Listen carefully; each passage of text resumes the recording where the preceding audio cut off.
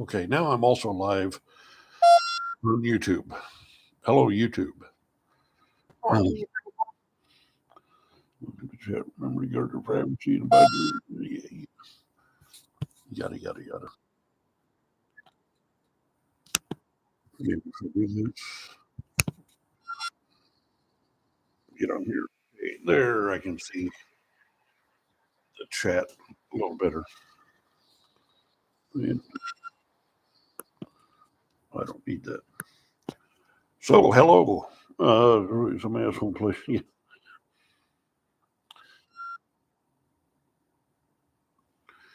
Yeah.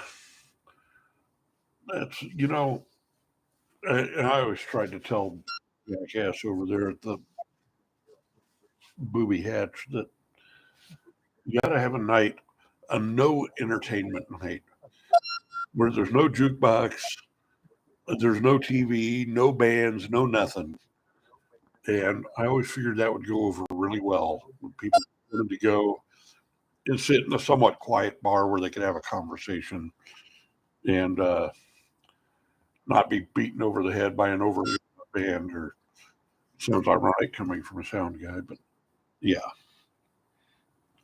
It so here I am live.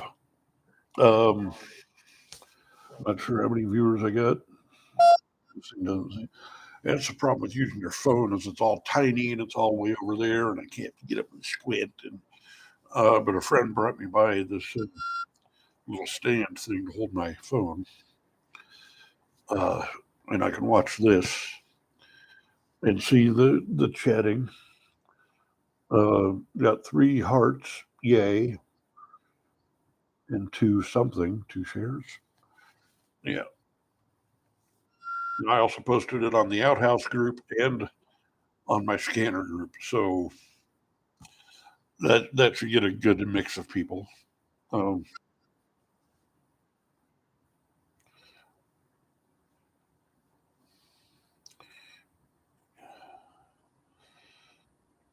Getting a hold of my Intel director. Um,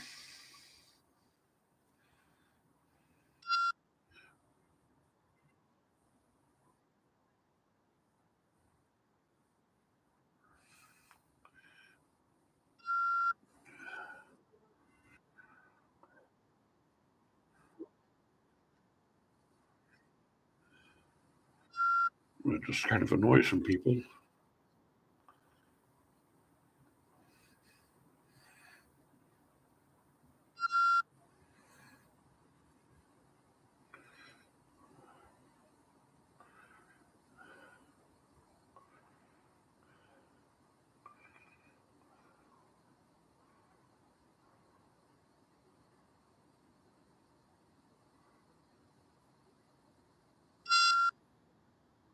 La da da da dee, la da da da da. Yes, indeed. Let's see what happens if I turn this on.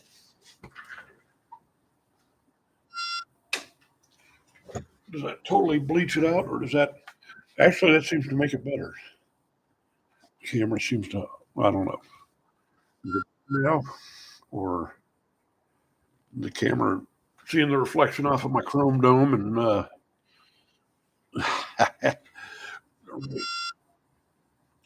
so I've let some people know that I'm on. A few years ago, Rick Lane is watching. Hello, Rick Lane. Tonight we are going to make a dead possum pizza. The place I'm at that I'm broadcasting from is a little workshop makerspace that's about 2 or 3 blocks from the old Pizza Hut delivery store on Topeka Boulevard. And looking good. Thank you very much. And yeah, I could lose a few pounds working on that. Trying to get my health together, but it's not easy to stay motivated, when everything seems to take a certain amount of effort. Um, Tonight we will be talking about Oh, all kinds of shit. We talked about UFOs last night. That's always a good topic. Um, and the fact that we have this anti-gravity technology, we've got uh, we've got captured UFOs, and I watched the police have a situation. I'm listening to the scanner as well. Um, but yeah, me and a friend have been talking about this. We have the technology from captured UFOs, and we have supposedly been able to reproduce it, according to this video I saw last night. And so, where is our flying jetpacks? Where's our little George Jetson flying mobile? I'm kind of glad we have those right now because can you imagine the road raging idiots? Um, Luckily, people in that class should be the last people to afford them. Unfortunately, the people that could afford them are just as big an assholes. You know, rich, entitled Karens flying around in their SUV anti grav thing, and thinking they don't have to, how are they going to fly on roads and shit? They're going to be running into our houses and crashing into people's roofs. It will be an exciting time. Um, yeah. So I don't know. What do I got? Four people here watching? Is that? And 0 stars. Nobody has sent me any stars. This is a direct black mark on my very soul if I don't get stars. Um, all right, my intel agent. I've actually I've got all the technologies: iPhone, iPad, computer, soldering iron. Um, I actually have a little network of intel agents, believe it or not, informants, people that tell me what's going on in law enforcement, and people that tell me what's going on in military terms and geopolitical situations. We've got people that inform me on UFO happenings, and I try to inform myself by reading a lot. And people are scoffing at this, but I watch a lot of YouTube videos and like the Y files and some of the more sane things. I don't, the Epoch. They've got a big advertising budget, and they put a lot of stuff out there that really sounds like they're really getting to the root of the problem, and it's not what you think. It's the People's Chinese Party of the Chinese government, the communists. They're behind everything, and fuck them. Uh, some of it might be true. I think a lot of it's really embellished. Uh, to make to stir up hatred and animosity and ultimately uh, in consent for going to war with China. And Trump played on that. It's always good to have a scapegoat when you're in office. Hitler knew that. But yeah, it's starting to kind of backfire in a lot of people's faces, um, especially the ones that are now going to prison for invading the Capitol. And I find myself in sort of this hypocritical impasse on that because, we always, in our punk rock youth, we always dreamed of spitting on our hands and hoisting the black flag and slitting throats and running into the Capitol and beating out of those senators and congressmen and taking our country back. Uh, and then somebody does it, and we're like, "You can't do that. That's bad. No, you can't do that. It would be okay if we did it because we would be doing it for the right reasons. But when they do it, it's because they're a pack of white supremacist, Nazi, Trump huffing idiots. Uh, you know, and Vernon Falls is joining us. Transmission is a bit broken, maybe just on your end. I broke my transmission on your end. Um, It's surprising for this place has several routers and Wi-Fi signals, and it's full of a bunch of computer geeks that I would uh,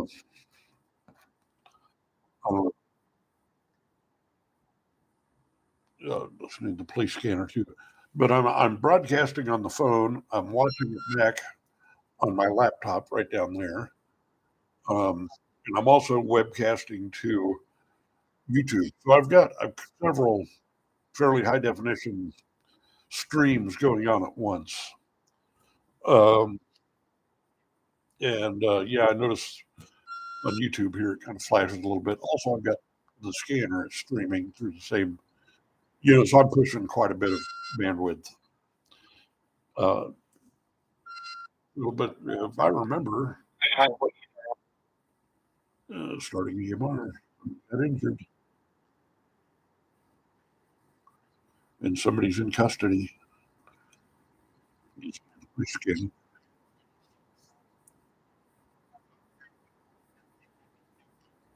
Can you hear the scanner? I don't know what's going on or where, but it's certainly a situation. When they have that beep going on, it means stuff. Anyway, here we are at the makerspace, and I'm thinking about building a Tesla Spirit Radio thing that Tesla built about 100 years ago, before there was any radio. And he said he heard all kinds of jibber jabbering noises and voices, and said it scared the hell out of him. And let's see. Oh, you can't hear the scanners. Okay. I've got it turned down a little bit.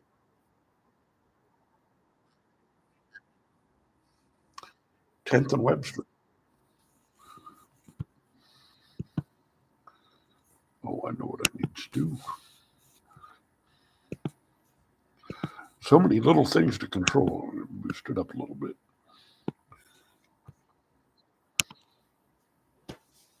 Yeah. How much signal is floating around you? Signal is in different radio waves and things. There's probably a lot. Back in that room there is basically a server farm. And then up in my friend's office upstairs, he's got another server farm, and he has his own line to Cox. Then the building itself has its own line to Cox. That's the one I'm plugged into. Um, if I was smart, I would distribute it more, like do all the outgoing stuff on one Wi-Fi signal and all the whatever. Choppy audio, yeah, yeah, but it's intelligible, right? Yeah.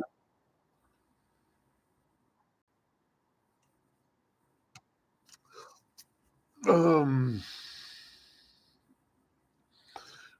you like the technical information? My Intel agent Jamie is gives me updates on things, and you can too. Either through the chat here, or if you know my uh, numbers and things. Um, but what else is going on in the world? Look, sounds like 10th and Webster is that's kind of right down by you, Vern. Um,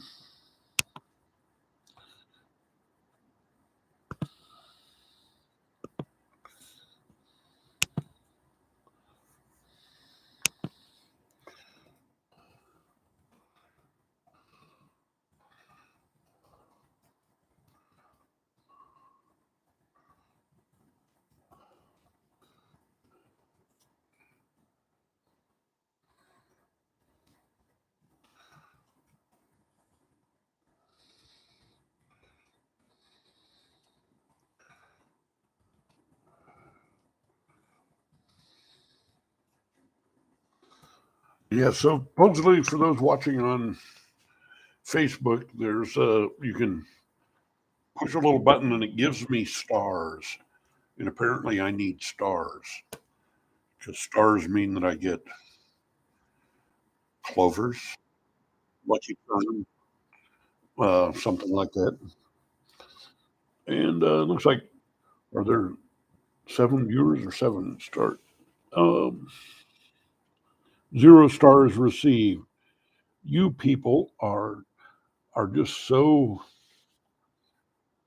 stingy with their stars. It says there's only one watching, but I know there's more than that. Um, so I'm also going through YouTube, and I don't know how many people are watching on that, but it seems like the camera on this laptop, which is doing the YouTube feed, seems a little clearer, and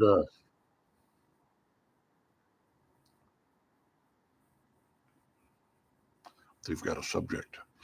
Um, that light right up behind me here isn't quite bleaching it out like it is on the other. So where's our anti-gravity card? First name is Brownell. Um, Tilt tram tail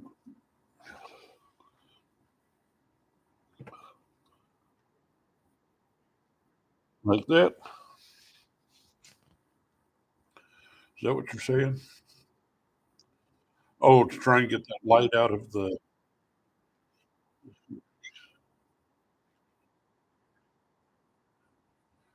I could. Let's try putting it over here.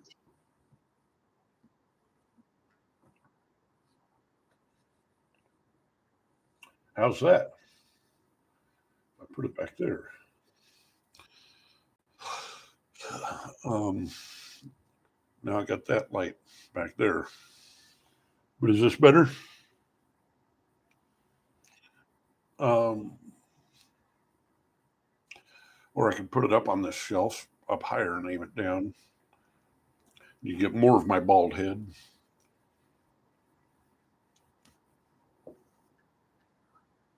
Yeah, tilt down.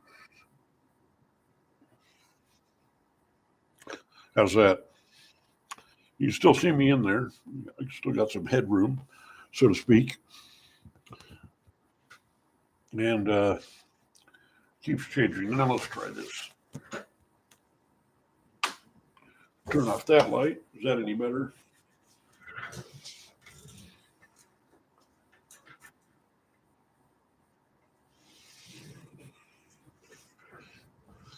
We might just have to deal with it. More, better. But that actually looks, turning off that light actually seems to make the backlighting bleach it out a little more. Somebody's giving me some thumbs up. Yay. Okay. Bat. Burp.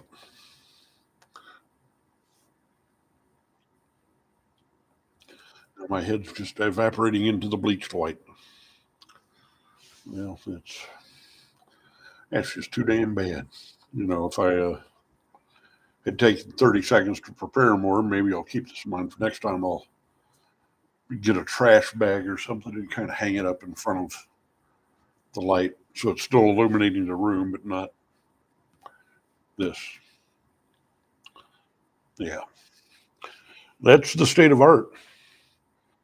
And I don't know. I don't like that. I like it better when it's this. And maybe we'll do this.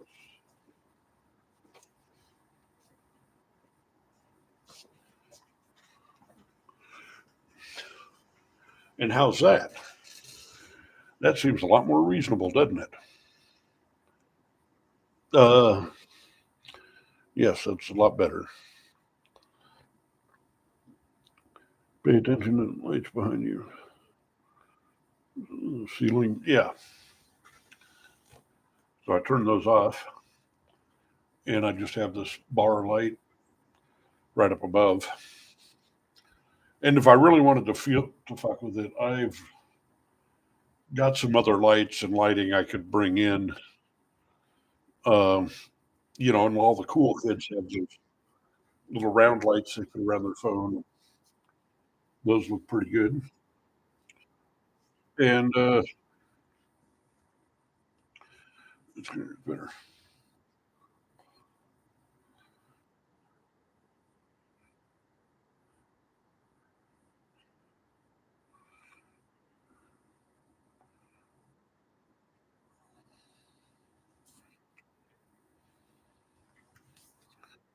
Yeah. Move right a tad. To my right or to your right?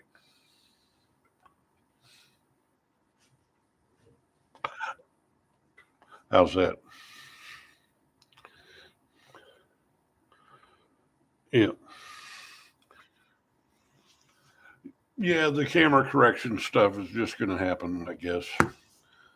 I hate monkeying with stuff in the middle of a show. We're getting too obsessed with the camera settings, things like that.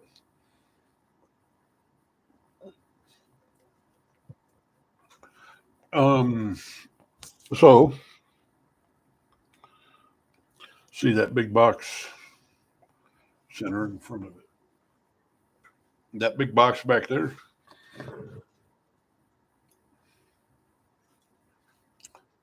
That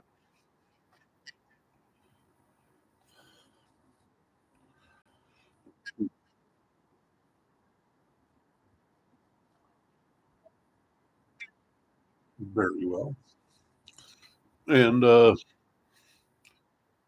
good. Okay.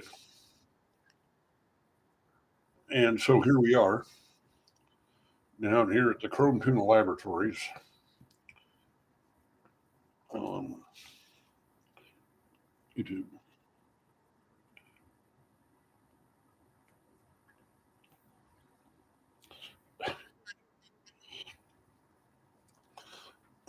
How many am I looking on?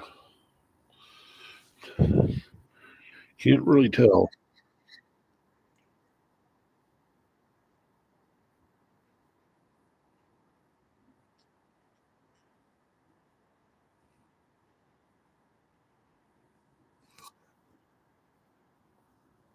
Sounds like a 1091.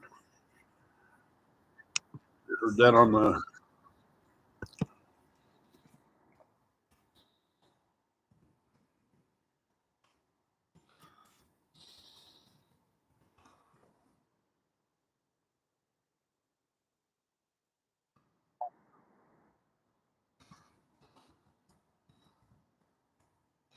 I'm also stopping to enter these calls onto the police scanner page.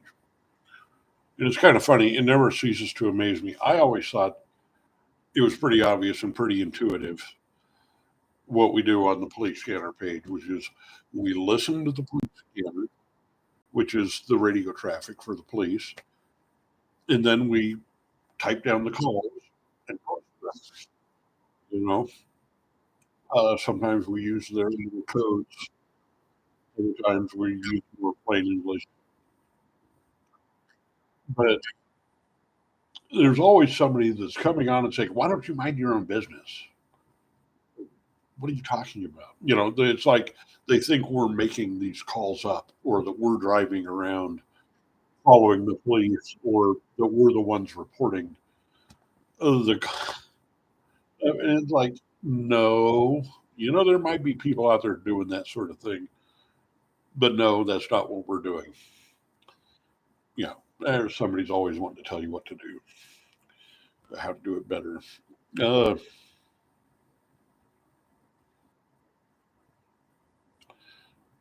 you know.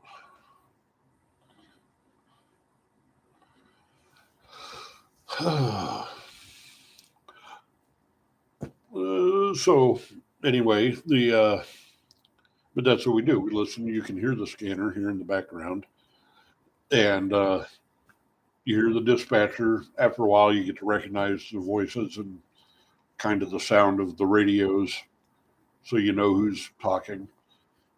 And that's something you just learn by listening. And they have different ways of doing it. Sometimes they'll call out a patrol unit's number, like 425, 424, car 54. Where are you? And they'll say, we've got a 1097 over at 123 Yo Mama Lane. And a 1097 is a domestic dispute, domestic problem, usually some sort of family fighting. And they'll give information. The wife is calling, says the husband's drunk, came home drunk, and he smashed the TV set. And now he's in the yard flinging poo at the neighbors. And, so the cops get that sort of information so they know what they're walking into. And then they show up, and usually that's about all we hear. They get to the address, and they're like, okay, yeah, now I'm on location and whatever. And at best, we'll get a very brief description of what they did, like, taking one into custody, meaning they're arresting one of them. But there's people that get on there. You think, excuse me, that we're just making this stuff up, or that we're the ones that are calling the police. And the other day, I heard through one of my channels the person saying there's word going through the homeless community that the cops beat the shit out of someone last night so bad she had to be taken to the hospital. And so I get on the scanner page and I'm like, this is what I heard. Has anybody else heard about this? Because there's people on there that work in the emergency rooms or work for AMR or even some homeless people listen to this. And nobody could really come in the affirmative. Somebody is insisting that it was a different incident that happened actually right around the corner from me, but I don't think that's the same person or incident that the homeless people were talking about. They, there's a lot that goes on. For one thing, what we read in the media is just a tiny little percentage of what's going on. And then what we hear on the scanner is only about half of what the cops are doing. They get up to some other fucking nasty shit. And they've learned that now that I have created so much focus on the police scanners, that's me. I did that. Me. Other people try and take credit for it. They are riding upon my penis. And that was part of my whole thing, was getting people to pay more attention to what the cops are doing. And the cops are always whining about, we are such martyrs, we're such heroes. We go out and we never know if we're coming home alive at night. Oh, it's so dangerous, and you should feel sorry for us and give us more money and kiss our ass and let us get away with murder. And, like most things, especially Fox News, once you kind of dig into it and look at the reality and collect the facts, you find that. And he's talking about his body cam. You find out that being a cop is not even in the top 10 most dangerous jobs. It's far from it, like commercial fishermen, airline pilot, waitresses. Being a waitress is more dangerous and has a higher fatality rate than being a cop. So it's, you get these cop wives who think that because they're married to a cop that it's somehow their job too. And they get on there defending their husband, and usually the more loudly the wife is defending the husband, the more crooked the husband seems to be. Something I've noticed.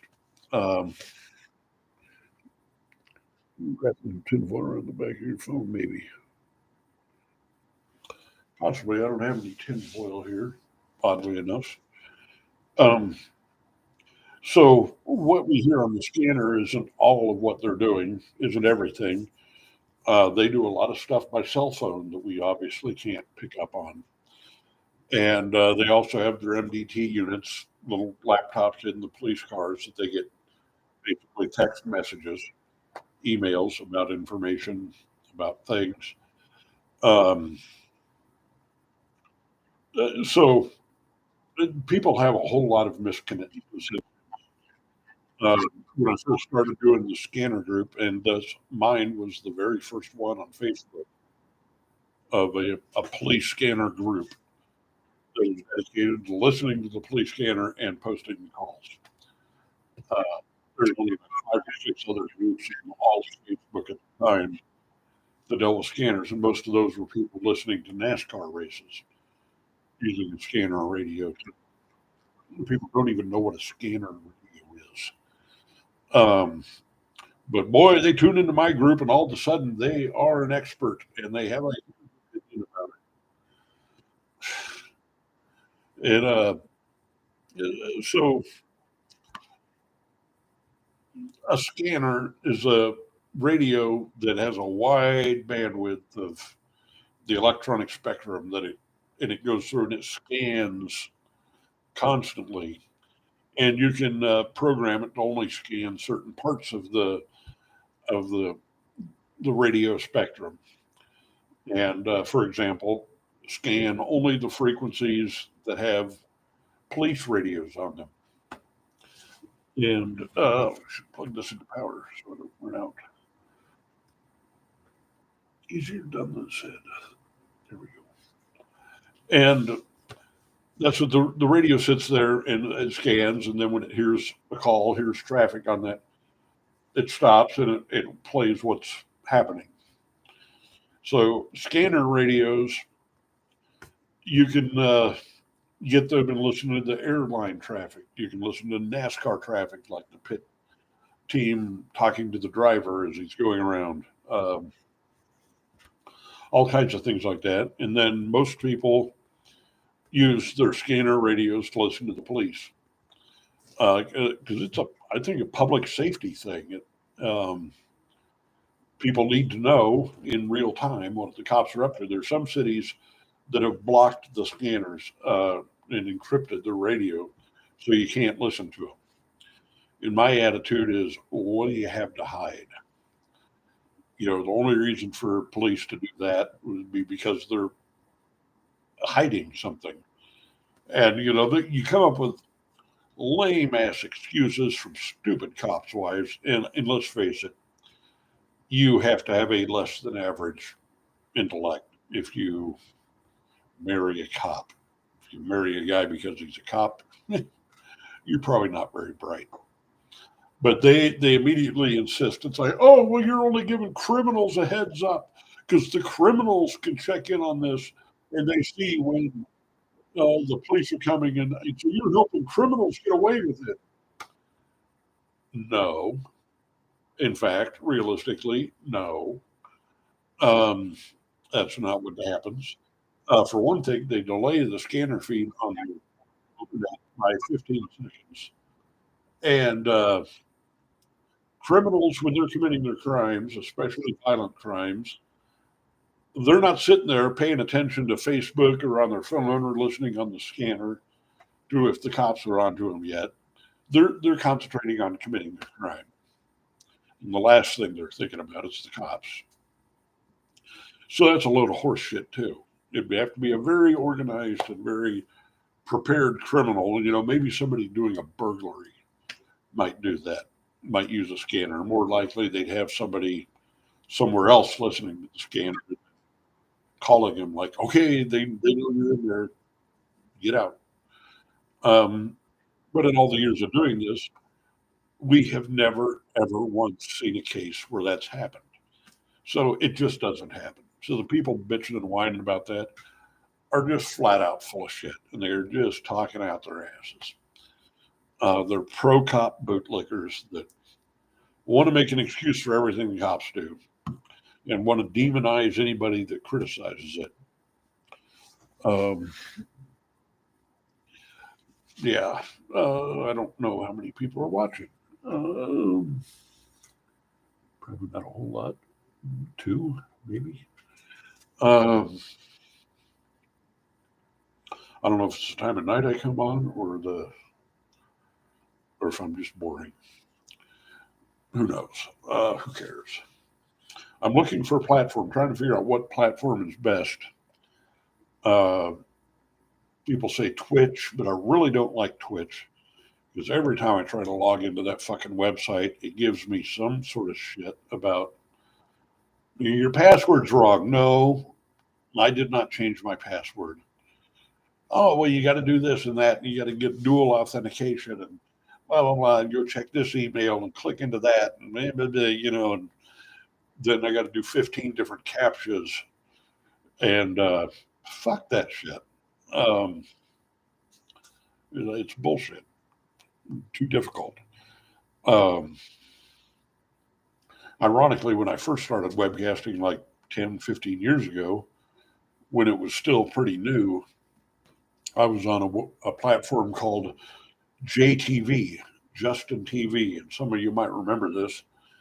Justin Kahn was this Asian guy out in San Francisco, and he wired up his whole apartment with cameras, and then he always had a camera on him, and he was constantly broadcasting his entire life live. And that was a hit for some reason because he was really kind of a boring guy. But then he opened up his platform so anybody could get on there and broadcast. And I got on there and just having fun while I was taking things apart and building a time machine in my dad's garage and various things and just kind of chatting, sort of like this. And I got to the point where every night when I went on, I'd be getting like 11, 1,200 people watching me. And they really had a lot of good things about that, their platform and their website, in that they were able to combine kind of the best things about MySpace and Facebook and the best things about YouTube and the webcasting. So it really worked well. But their problem was their own employees let the place just get overrun by trolls and just really nasty people. And some of their employees were some of the worst of it. And I found that to be kind of a constant truth in a lot of social media and internet stuff. It's some of the worst trolls are the admins and the moderators. It's certainly true at the Topeka Capital Journal. And yeah, I eventually basically allowed myself to get trolled off of the JTV platform. But by then, there were several others springing up. Was it Live Nation, Live TV, um, US Stream, uh, stuff like that. I think those are still around, but they just didn't quite have the social media aspect for networking and adding different people, you know. Um, so now Facebook has added this. It had it for a couple of years, I guess. And I don't really like it because you're still under the thumb of Facebook and their shitty moderators. Um, Maybe a crackle, snap, crackle goes the audio. Really. Can you actually hear what I'm saying? Um, hmm. Let me see. Let me turn this up and see what it does.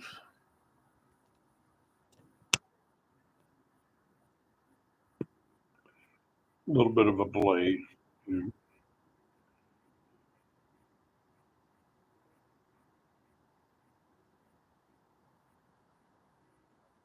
Okay, I can hear what you're saying.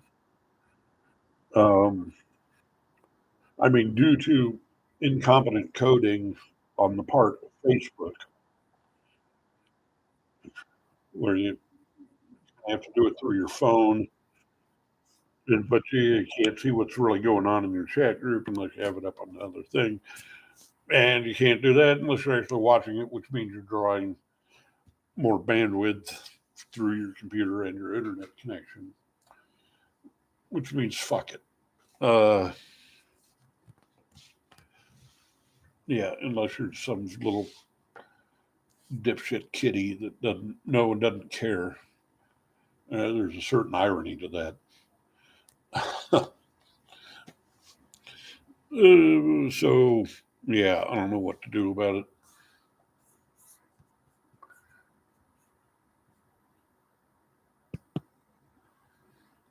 I'm using the computer to broadcast on YouTube as well. Looks like I got a couple of viewers on YouTube and a much better picture. Um,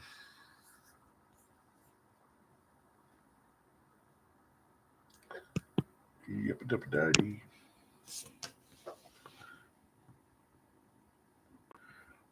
Crackle popping.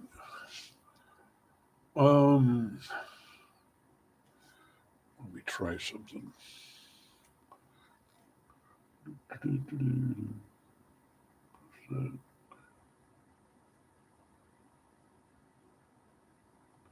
Let's see if that cleared it up a little bit. Um, how's that? Did that clear it up any?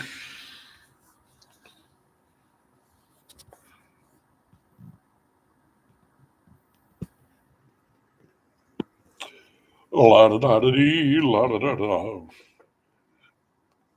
How's it going?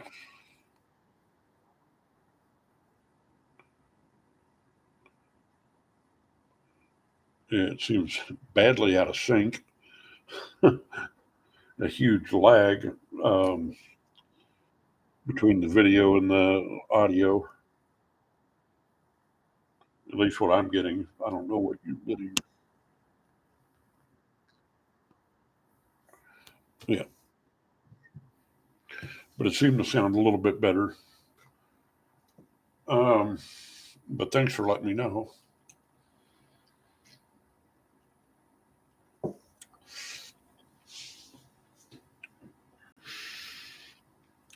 What I'm going to have to do is bring in two laptops and hook one up to one Wi-Fi signal and one up to another Wi-Fi signal, and use one for broadcasting and one for monitoring. You know,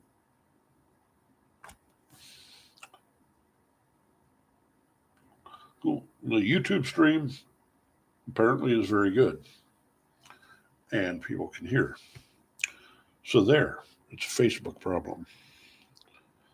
Um, Perfect. Okay, somebody says it's perfect. And part of what it had was this thing has a filter you can turn on, and I should have known better. And it's a enhance the microphone, enhance the thing. So basically, that's adding another level of processing, taking up processing power and bandwidth, and supposedly making it sound better. Um, it did seem to sound a little bit better when I was first playing with it, but it was a filter type thing, a little bit of EQ and compression. But I think taking that off freed up a lot of processor bandwidth. So that was better. And oh,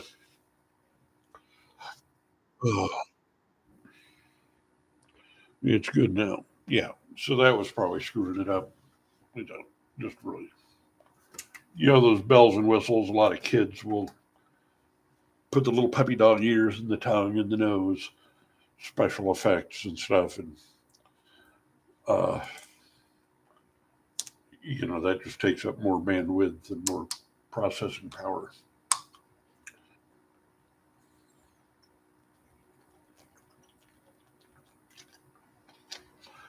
Yeah.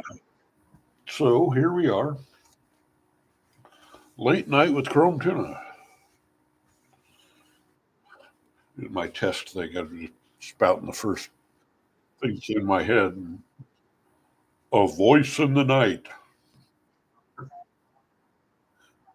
That'd be a name for my show. A voice in the night.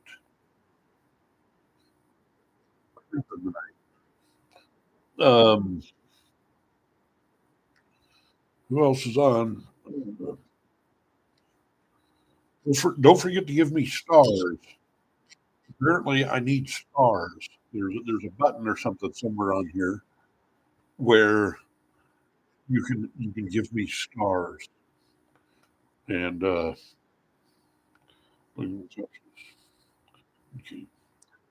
Yeah, okay. Well, we were just talking about the scanners, the scanner page, and the police, and that's interesting.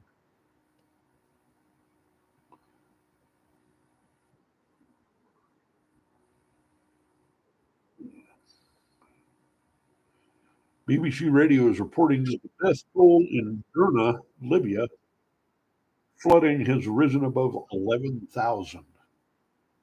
So we were talking about population reduction earlier. There's 11,000 you can mark off. In one account, a woman described seeing her apartment and climbing upstairs to the roof of her building that night and seeing other apartment buildings with people waving on them just before those buildings collapsed because of the floodwaters. That's pretty nightmarish. Um, the flooding washed out roads in area of Libya under rebel control, which is complicating relief efforts. And there's some maps of that stuff. I wish I could easily switch to the map version, but it's on a totally different machine. And regardless of what Apple says about their handoff and everything, it just doesn't work. Um, that was actually from the other day. Somehow my thing jumped up. My thing jumped up. Anyway, with the idea was simple. I wanted people to pay more attention to what the police are doing. Because at that time, we were seeing just a lot of police shootings of unarmed black males, especially, and all of these just brutal cases of cops just murdering black people and white people, but disproportionately higher numbers of black people. People that do not know how to work fractions and math kept arguing, oh, but blacks only make up 14% of the humans, so therefore, blah, blah, blah. It just seems like it's more, but it's not really. And it's like, no, it seems like it's a lot less than it really is. Uh, you have 50 black people and 50 white people, and you kill 50 of the black people, you have killed a significant larger percentage of their population. You kill 50 white people, and yeah, you've killed 50 white people, but it doesn't take out near as big a percentage of the white population. Uh, it, it's just so boneheaded simple. It's just kind of gobstopping to have to. There's people come up with these dumb arguments that are just kind of like, ow, my brain hurts. I can't believe somebody said something so stupid. Um, we just know these things intrinsically, and uh, oh, yeah. So part of my way of dealing with things is get the public to pay more attention to the police and what they're doing, what they're actually doing, and stop relying on the mainstream media to report it. In towns like Topeka, we got WWW, which has got its lips wrapped around the cops' cocks. I mean, they are everything that comes out of WWW is bootlicking, cop sucking, propaganda bullshit, apologetics. explaining away, all the cops' worst behaviors. Um, Topeka Capital Journal is just as bad. And God forbid on the Topeka Capital Journal, if you got on the reader reactions forums and pointed out, those cops sure are killing a lot of people. They've got all the cops' wives in there, and they just start attacking you on every personal level.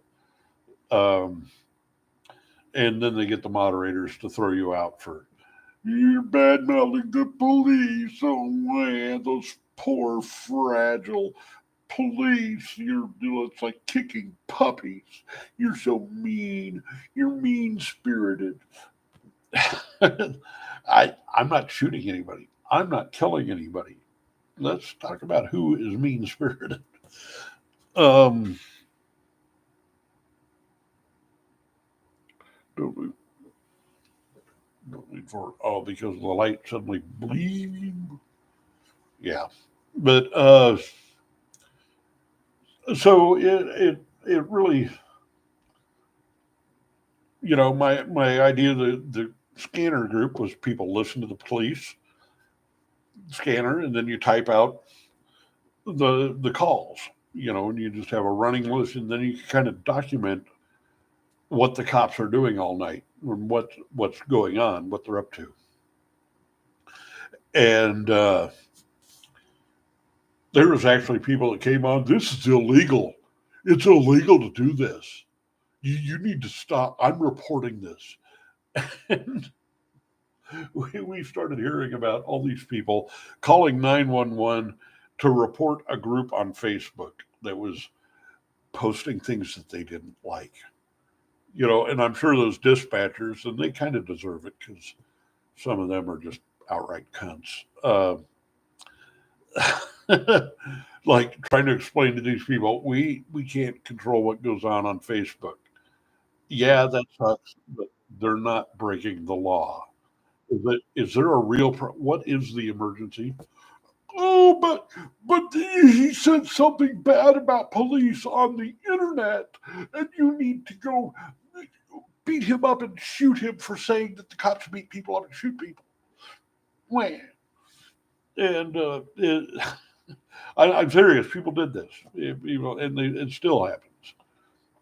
Somebody will get all amazed and upset, that we're posting police calls, so everybody can see what they're doing. Um, the cops don't like it, which I think kind of proves the point. It shows we're doing something right. They're not supposed to like it. If they wouldn't like it, they need to change what they're doing. And so many cops are just egomaniacs, egomaniacal control freaks, and they cannot stand anything less than glowing praise. And if people aren't just kissing their ass every minute of the day, they get really upset. And the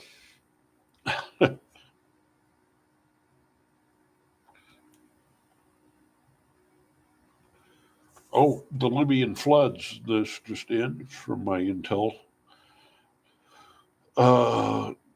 11,300 death toll.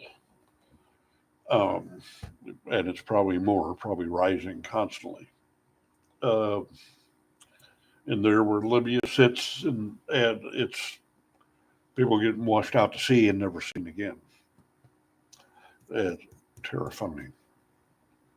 But the cops and the scanner page, people have this sort of security blanket idea about the police, that the police are here to protect you. They're here to help. They're here to make sure that the evil throngs of evildoers are not, at the same time, they're always telling you, oh, they're pounding at the door. The wolves are at your door. You need to be paranoid, and you need to be scared. And you need to pay us more money to do something about it.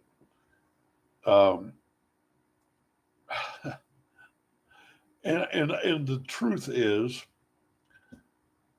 you go and look at the FBI's own statistics.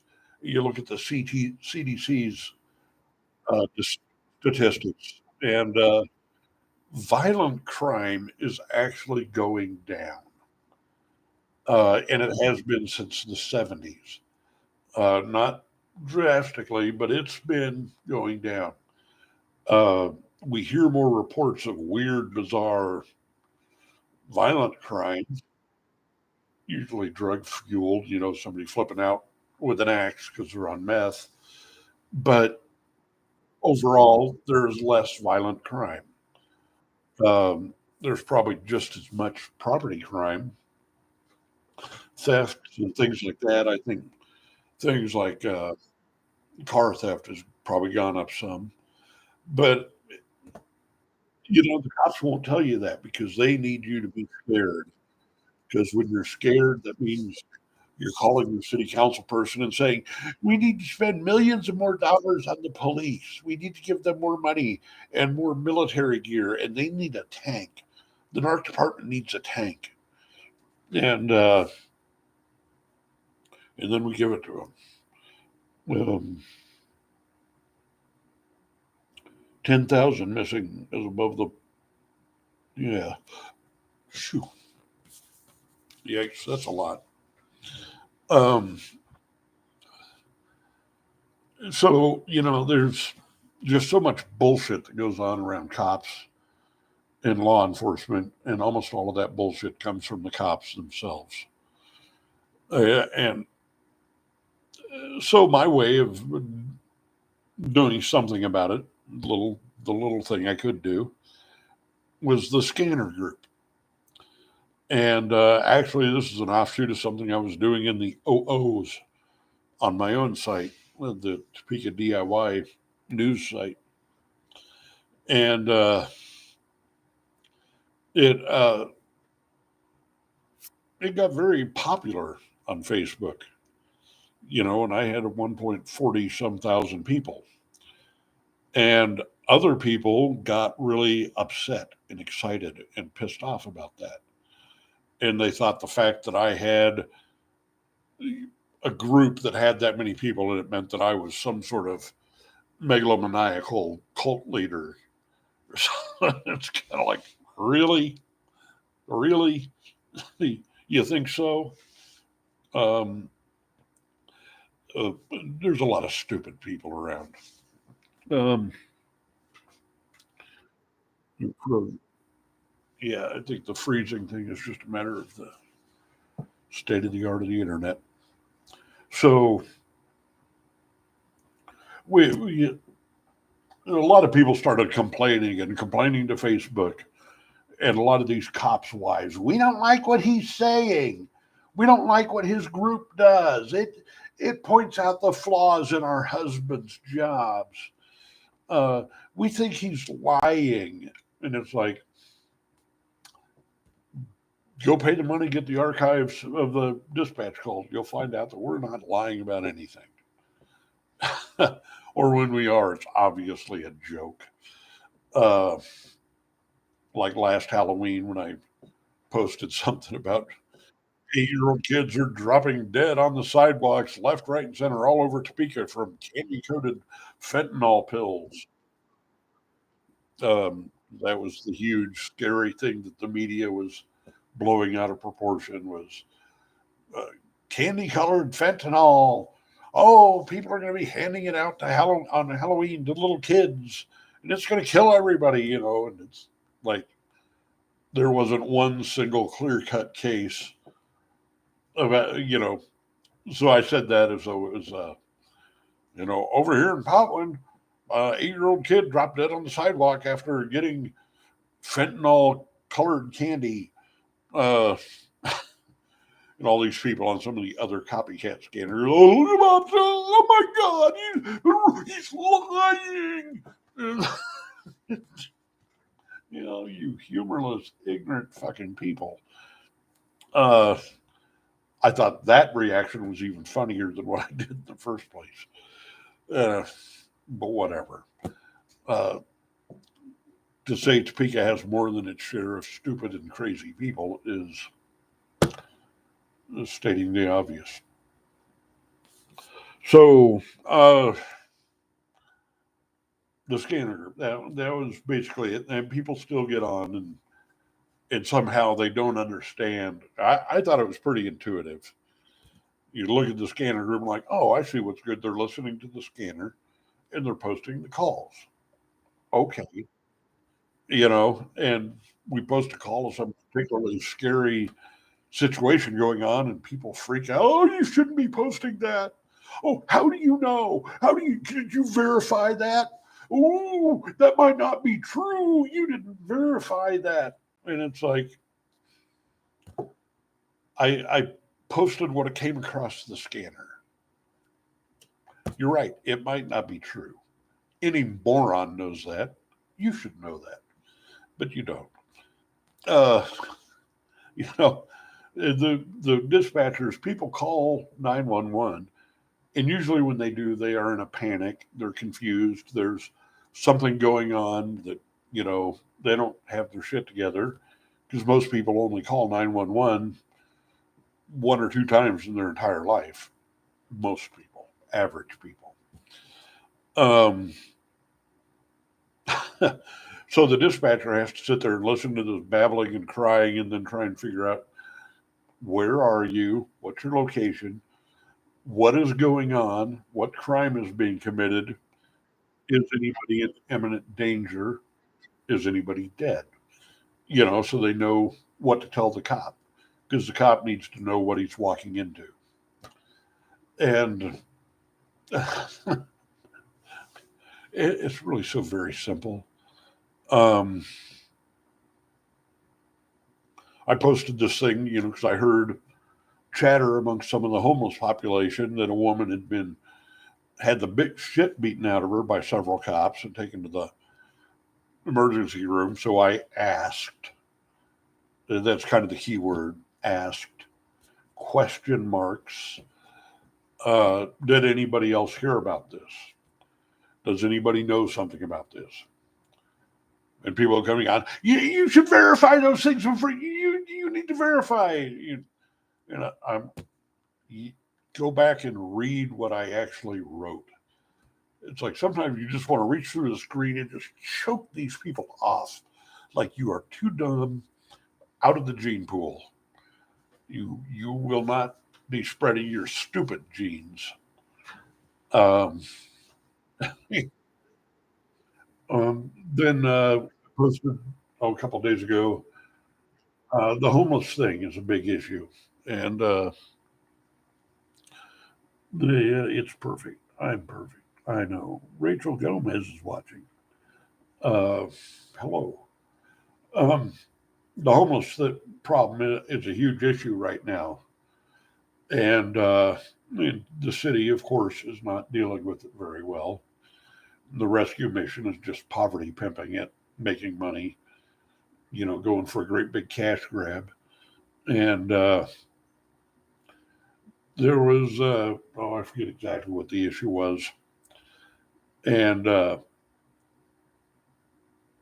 some of the homeless person was somewhere they shouldn't have been on somebody's front porch. And somebody called the police, said, hey, take this guy away. And so somebody gets on there, well, why didn't you take him in, Bob? What are you doing about it? Why didn't you give him a place at your house? What are you, motherfucker? Take your self righteous indignation, shove it right up your fucking ass. Um, don't lean forward. I'll have to tie my head back. Um, it's, it's like I was reporting a scanner call. I was reporting on a local news issue, basically. And you're trying to turn it into something else. But if you want to talk about my virtuosity as if I've never done anything for the homeless, try again. Uh, I've done stuff, not a whole lot in the grand scheme of things, but I've done a whole lot more than your average person. I've collected supplies, camping supplies, blankets, clothing, coats, shirts, underwear, socks, the things homeless people actually need. and I've taken it down to the different campsites and given the stuff directly to the homeless. And I didn't make them pray for it. I didn't make them worship me for it. I didn't make them uh, gesticulate to the highest gods. I'm not Barry Feeker. Um, I didn't make them join my cult just to get some help, because Jesus wouldn't have done that. And is you give them the stuff, and it might not solve all their problems, but at least they're not going to freeze to death. You might not get all of them, but at least to the 10 people you helped, that gets them through it. I'm not going to break my arm patting myself on the back for that shit, but I actually got in and did it.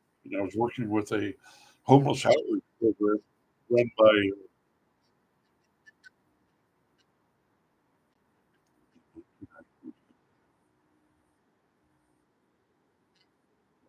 overdose.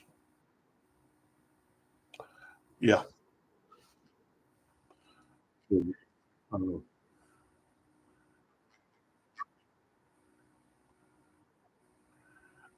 right.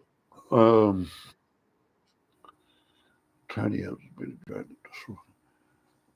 Yeah, Lawrence had a huge problem, growing problem with the homeless as well. Um, but yeah, the story I had posted on the scanner group on Facebook, and these fucking morons. What are you doing to help? It's always somebody always wants to challenge your credibility and your virtuosity, and you just turn right around. What have you done?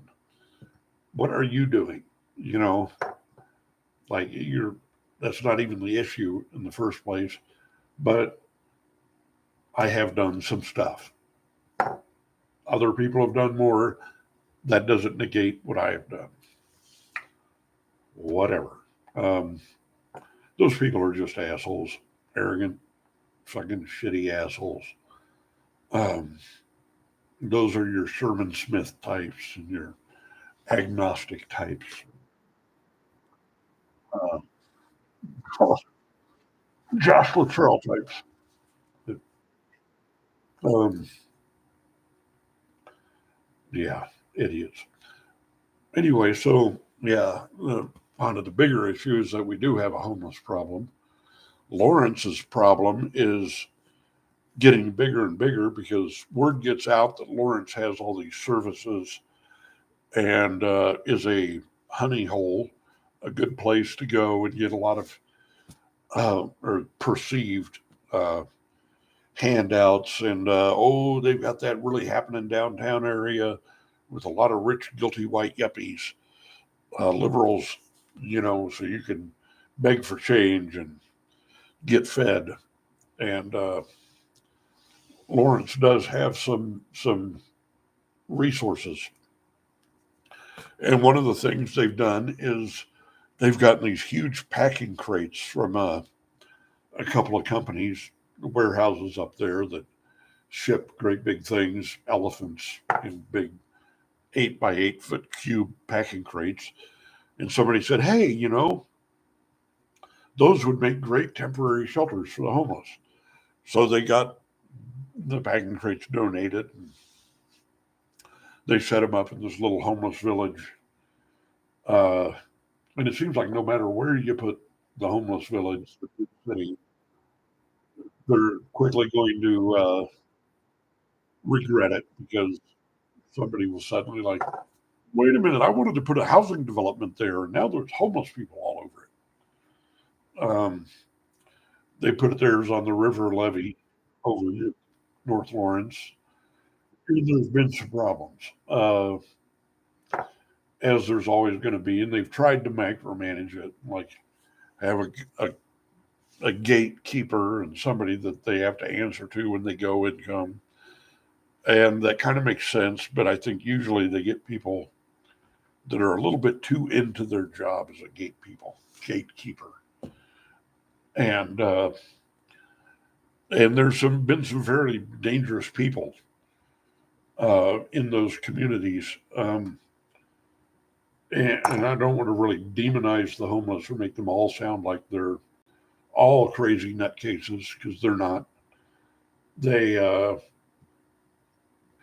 it's, uh,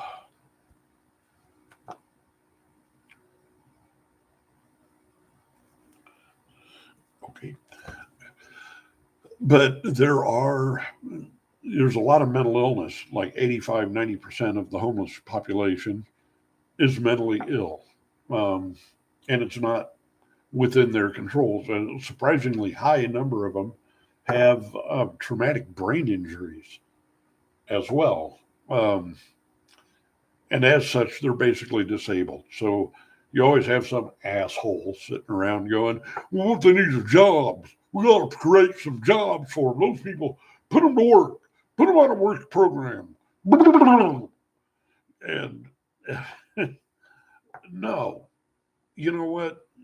You think that person over that homeless guy, take him to work. You want to work next to that guy on a on a production line? No, he's mentally ill, and they do things like they just walk off because they can't pay attention for 3 seconds, or they have violent outrages, or they burst into crying fits and can't function. And that's not somebody you want on a business production line.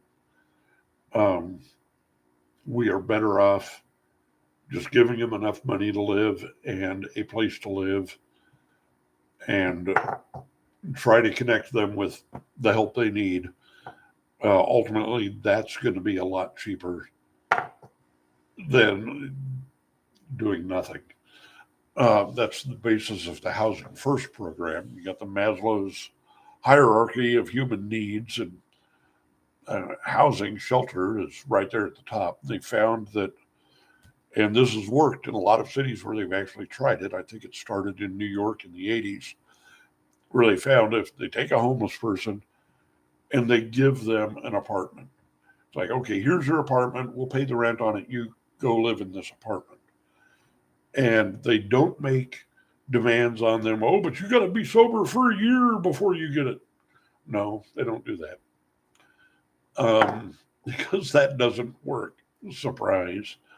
Um, but they found that once they provide that stable housing, and once the person gets in there and their housing insecurity goes away, and they realize, okay, I'm not in a constant survival mode like an animal, constantly running and jumping and fetching and having to just survive. Uh, then they start to like, oh, okay, once that pressure's off, then they found that those people start seeking out on their own substance abuse programs in NA and AA, and they start trying to sober up on their own. Um, and so you connect them with the help to get to those programs and to access them. And a lot of places they just throw a lot of barriers to keep people from accessing the help and the programs. Uh, and one of them, oh, you got to be sober. Sober, you can't be drinking. Sinner, hell, not till after we help you.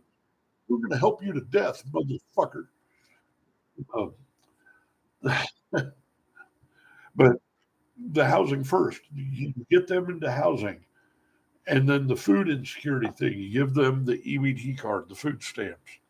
And yes, there are problems with the food stamp program, and some people will cheat. Oh, you are right. You are a genius. You are so smart, and you are so astute. Now shut the fuck up. Give them the food stamps so they can eat. 99.9.9% of the people are going to spend their food stamps on food. Maybe not the best stuff, maybe not the most nutritious, but that's what they're going to, they're going to eat, because the bottom line is starvation sucks worse than drug withdrawal. they'll buy food. So what if they trade a bag of potato chips for some pot? Big fucking deal. They really want that dope. You know what they're going to do? They're going to go break into your car and steal your stereo and sell it for $5 to buy some dope. Now, don't food stamps sound like a much more economical deal? You know, your huge tax dollar going to food stamps for some bums. You know, how much you paying for insurance, asshole? Um, yeah. So Vernon's pointing out the Bible saying the poor will always be with us. One thing that's just kind of a rolling envelope. You know, you do away with all these poor people, then the people that were previous middle class are now considered poor, regardless of wealth. Uh, so the needy and the impoverished, um, they're always going to be there, and we are obligated as humans to help them. It doesn't have a goddamn thing to do with the Bible or Christianity, any of that horse shit. Uh, Jesus would have been the first. Um, and I hate the way we have to bring Jesus into everything, even if it's just pouring out there for idiot Christian. Uh, Christianity is a true form of mental illness. But that's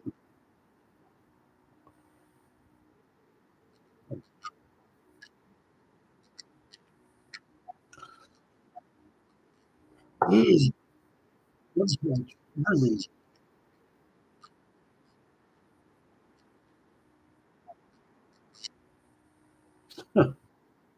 code three unknown clue.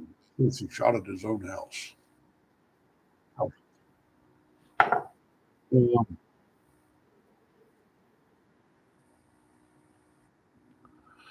yeah, basic needs that have to be met before anything.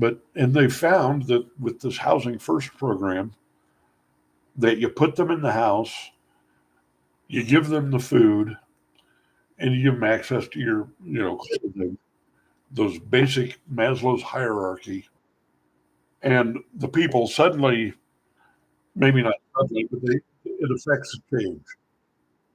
Basically, it's because they are no longer in this frenetic survival mode, and and they and they sober up. They start sobering up, most of them. Not all. Of course, it's always going to be that one that he keeps drinking and he keeps doing drugs, and oh my god, that means we can't help anybody. Morons. That sort of black and white thinking. Um, God, when I see people saying that shit, I just I just want to choke off their air supply. Um, get rid of that sort of person and gets rid of that sort of thinking, because all they're doing is trying to justify doing nothing so they can still sit and bitch. Um, and our cops are not helping the situation by running around. The city passed yet another no camping ordinance. So now you technically can't camp in your own backyard. And when I was a kid, that was great fun for us in the summertime. Was set up a tent in the backyard and sleep out back. And if we couldn't go camping with the Boy Scouts, we go camping in the backyards and usually run around the neighborhood naked. Um, but you can't do that now because, God forbid, the homeless might be somewhere trying to survive. And yeah, Tent City tends to look like a great big garbage dump. It's because you got all these traumatized people with a history of trauma. I mean, you go down there and listen to some of the stories, and it's just mind blowing. And you really kind of respect the fact that these people are still alive at all after what some of them have been through. And they, yeah, for them, all kinds of things have value. like half of a bicycle frame with a seat still on it. That has value. That is currency for the homeless people. And they will pick it up and they will drag it home because somebody can use that bicycle frame to hold an end of their tent. Somebody can use that bicycle seat as a seat around their campfire. And somebody else finds a half of a 55-gallon drum. That's valuable. They could bring that back to their camp and make a fire bucket out of it, or a new chair, or part of their shelter. And so they drag these things back. And a lot of these people have probably been through several cycles of losing everything they had. And I don't know if you've ever been in a situation where you just lost everything you own, through a fire, an eviction, asshole landlord, a flood, some sort of natural disaster, um, family upheaval. Um, these people have gone through traumatic experiences where they were suddenly on their street, out on the street with only the clothes on their back. They lose their house, their car, their family, everything. And a lot of times it's no fault of their own. And that's a traumatic experience in and of itself. But after you've been through that, I think that for a lot of people, it gives them a kind of a hoarder complex where everything they find, they feel they have to keep because they've lost everything before, and they have to rebuild their empire of stuff. So they find a big piece of plastic. Well, that can be a shelter. That can be part of their house. They can trade that to somebody else for some food. Um, they dig in the pizza dumpster and they find some leftover pizzas, and they take that back to their camp, and they can trade some of that to somebody else for a decent piece of plastic to use for shelter. And they hang on to the cardboard because they can use that as for shelter, or they can trade it for something else, um, tools and things. That's why all these places look like garbage dumps, because they are, because these people are pulling in everything, trying to survive just somehow. And yes, and it's not healthy.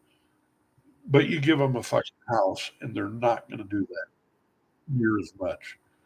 Uh, the tiny house thing, that's a nice, cute idea, but in practice, it's shown that it doesn't really work all that well.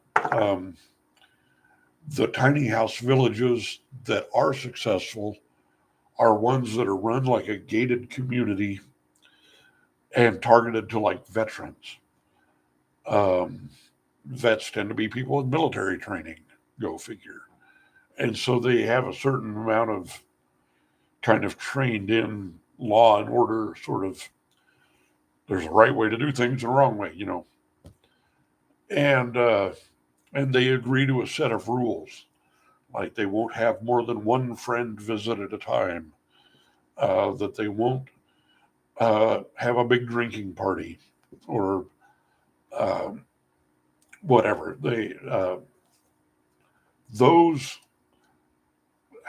tiny housing communities are the ones that work, but they have to be kind of micromanaged, and people have to sign contracts voluntarily, um, and agree to a set of rules when they go to stay in those. Other ones where they just set up a bunch of houses and said, "Okay, here's your house, go live in it." It turned out basically like the tent city. It's just people had more permanent structures. And what about the fear people have of the homeless? Yeah, the homeless can be scary. Uh, they're mentally ill. and they live in filth, and a lot of them are walking around wearing dirty clothes for months at a time, and they live in dirty conditions, and they smell, and they're unkempt, and they look like the wild man of Borneo with crazy hair and a big beard, and that can be scary to some people, and they act weird, and they do weird things, and a lot of that's just because of the mental illness. Most of them are pretty harmless. Yes, there are some that are dangerous. La da da da da da da. Line them up and shoot them. Whatever. God, I hate people that always. What about that one guy? He was crazy and he was dangerous. Oh my God! Oh, fucking hell! I'm gonna kill all of those people. Um, but yeah, they can be scary, and some of them can be dangerous. But it's kind of like any other situation, as long as you're not walking into their camp or their home where they live and fucking with them, then for the most part, you don't have anything to worry about. A lot of their scary behaviors are just them trying to survive. Um, Scary because people see themselves reflected. Oh, yeah. Vernon's pointing out that people see themselves reflected in those, oh, wait, but I make $100,000 a year and I'm a rich white yuppie. And but I'm scared of that homeless guy. And it's like, yeah, because you know that at your core, if you suddenly ended up homeless next week, you would be looking and behaving just like that guy within a month, maybe even worse. Um, yeah, people are scared of what they're most see in themselves. Um, but tiny houses, that's cool, that's neat. Isn't that precious? Boy, what a novel idea that people have had for 20 fucking years. Um, Somebody's always got the idea that let's go build a bunch of tiny houses and that'll solve the whole problem. Yes, aren't you darling? Aren't you special? Don't you deserve a gold star? Um, you go do that, but that's not going to solve the whole problem. Uh, as a form of housing first, yes, it's a huge step, but you can't just throw a big box out in a field and say go live in that and think that the problem is solved. It might be more economically feasible, considering the economy of scale, to find existing apartment buildings, school buildings, warehouses, whatever, and build apartments into those that people can go live in. Maybe some sort of group home sort of situation where there's a minimal amount of supervision. Uh, Somebody there that can kind of oversee and take care of things, make sure people get to their medications, make sure people get to their doctor's appointments. A lot of people, a lot of the mentally ill, as long as they have stable, consistent access to their medications and to some doctor's supervision, they do okay. They're fine. Uh, they might walk around town mumbling to themselves still, but they're harmless. And some of them, you give them those things, and they're able to keep their shit together enough to go get a job at a car wash or whatever. And some people are just going to need help their entire lives through no fault of their own. There's something happened, or they were born with something wired wrong in their brain, and or I shouldn't say wrong, but wired differently in their brain. And we're just going to have to keep them somewhere. We're going to have to rebuild the state hospitals, is the bottom line.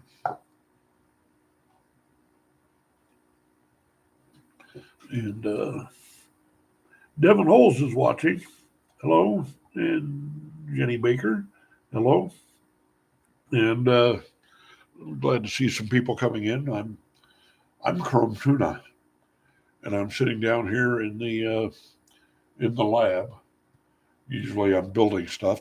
Tonight I seem to be just ranting about the homeless and uh, and anti gravity vehicles. We give an anti gravity vehicle to each homeless person. Wow. Um, but yeah, we're going to have to end up.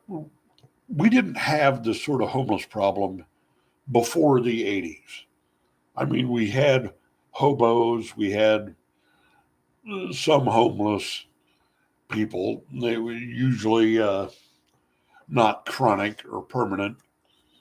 Um, but before the state hospitals, the psychiatric hospitals were taking care of a lot of these people. And then Ronald Reagan came through and shut down all of the state hospitals.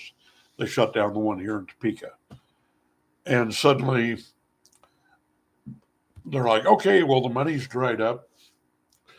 Um, we're, they just released all the homeless people out onto the streets, all the mentally ill people, and sent them to community treatment, which was a joke.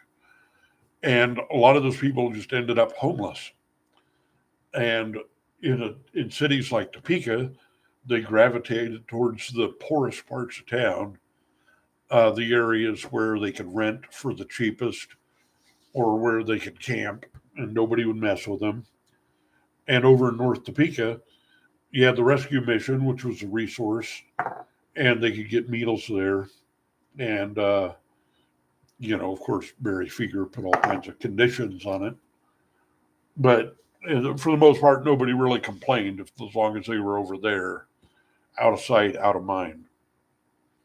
But then those people started meeting each other and they started mating and they started having horrifyingly high numbers of kids that they were in no condition to take care of or or raise or. And a lot of times they passed on that genetic predisposition to mental illness. So now we're on to the second and third generation of really fucked up homeless people that have lived a life of constant traumatic experiences, getting beat up by the cops, watching their parents die of drug overdoses because all they can afford is the dirty street drugs. Um, People trying to medicate themselves, cops beating everybody up, and just the society at large kicking them on down the road every chance they get. Um, but if we rebuilt the state hospitals, there's a lot of these people who would do just fine if they have basically their own little apartment in the state hospital, some amount of supervision to make sure that they're safe and that nothing too horrible is going on, and that they have access to their medications and treatment. And those people will be fine. They're going to live the best life they're capable of living. And at least then they're off the streets and not exposed to a lot of the disease and filth and pestilence. And that's just what's going to have to happen. We put them back in the state hospitals. Some people might need to be involuntarily committed. It's just going to have to be a case by case basis. Low income housing. Right now the housing is just outrageous. I mean, it's just nobody in Topeka, Kansas can afford the rent on a single job, uh, especially if it's minimum wage. Um, you have to double up. You have to get a roommate. You have to have a partner, and you both have to be working full time jobs just to pay the rent. And then you don't really have any money to go do anything else. And then people wonder why our downtown is so dead, why our nightlife is so dead. People can't afford to go do anything. The landlords get all the money, the slumlords, and the homeless get nothing. So yeah, our city founders, our city fathers, have guaranteed us that Topeka is a giant, stinking, stagnant shithole. And rich people over on the west side of town are the white liberal idiots in Potland, oh, the homeless, they're ugly and they're scary. Oh, they're living outdoors. We don't want to look at them. Yeah, well, it's your fault. Oh, but we own, a bunch of investment properties that, shitty little house over on the east side that we're renting to people for $1,200 a month that only rented for $500 in the OOs. In fact, there are more empty houses in Topeka than there are homeless people. And that's just flat out greed. Fear on the part of regular people.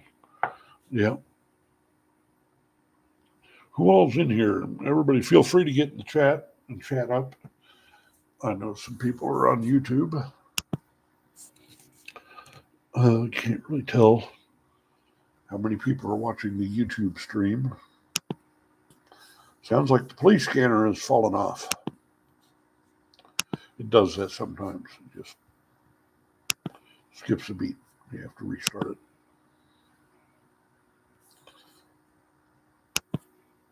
That's generally what I'm doing, is sitting here listening to the scanner and posting scanner calls and that sort of thing. Talking about the homeless problems. And it's just so simple. I'm surprised even that our city council has to even debate it. Solve the homeless people, give them a place to live. Then they're no longer homeless. But then you have to contend with the real problem, which is poverty. Poverty and greed and just coming to the fact that we can't build another $15 million water park on the west side of town for the wealthy white people to use and to throw their tantrums whenever a busload of young Negroes from the east side come over and want to play in the new park that their taxes are paying for. Topeka is that sort of town. There is definitely a class system. I was listening to an ex-CIA spy, and they were interviewing him, and people were asking him about World War III. When will World War III start? How will World War III start? And he said, I think it's already starting at home. And how it's going to start is we're going to have a lot of internal strife, and then an outside country, an outside force will come in and take an advantage of that and use that as a way to invade and attack. And then he said, and it's going to be a class war, the rich against the poor. And you're going to have a lot of assholes, moronic, stupid, low-class, low-functioning assholes that are going to sign up to be police officers, cops, because they know they're going to get a job basically defending and protecting the rich people. And, but they're not going to get paid that much. They're still going to be, those cops are still going to be on the low end of the class system. They're not really going to be any better off. They're just going to be in the line of fire, protecting some greedy rich asshole. And they could slow down and possibly change that whole dichotomy, that whole system, by not voting for fucking idiots like Trump or Republicans or people that do not represent your own best interests. Mental illness. Yeah. almost every homeless person, especially the chronic street homeless, has a mental illness. Um, and it's not their fault. It's like, why do we keep punishing and putting more and more conditions on these people, conditions we don't put on anybody else? Um, like I keep harping about Barry Feeker and the rescue mission. For some reason, a lot of people really respect him because they believe his bullshit. They think he's actually doing something great and righteous and stuff. He's a poverty pimp. He makes money off those homeless people. He rakes in money through donations or surreptitiously from the state. For each person he houses in his shelter, he gets X numbers of dollars. And what does the city council do? They have helped, not why. It's hard to say because those meetings are so boring to watch. It's hard to keep track of what they're doing. Um, but they're going to release $1 million. You know, why not $1 million and 56? Why not $975,000? Why not $1.5 million? They don't have any sort of real plan, but you can see Barry Feeker and Vallejo and these organizations just lining up with their hands out, want to get their hands on that money, and it's all just going to evaporate, disappear into their back pockets, and in a year there's still going to be a rising homeless problem, and they're going to have their hands back out, going, "We need more money. We need, we're going bankrupt. We're going to have to release all these homeless people into your, unless you give us money."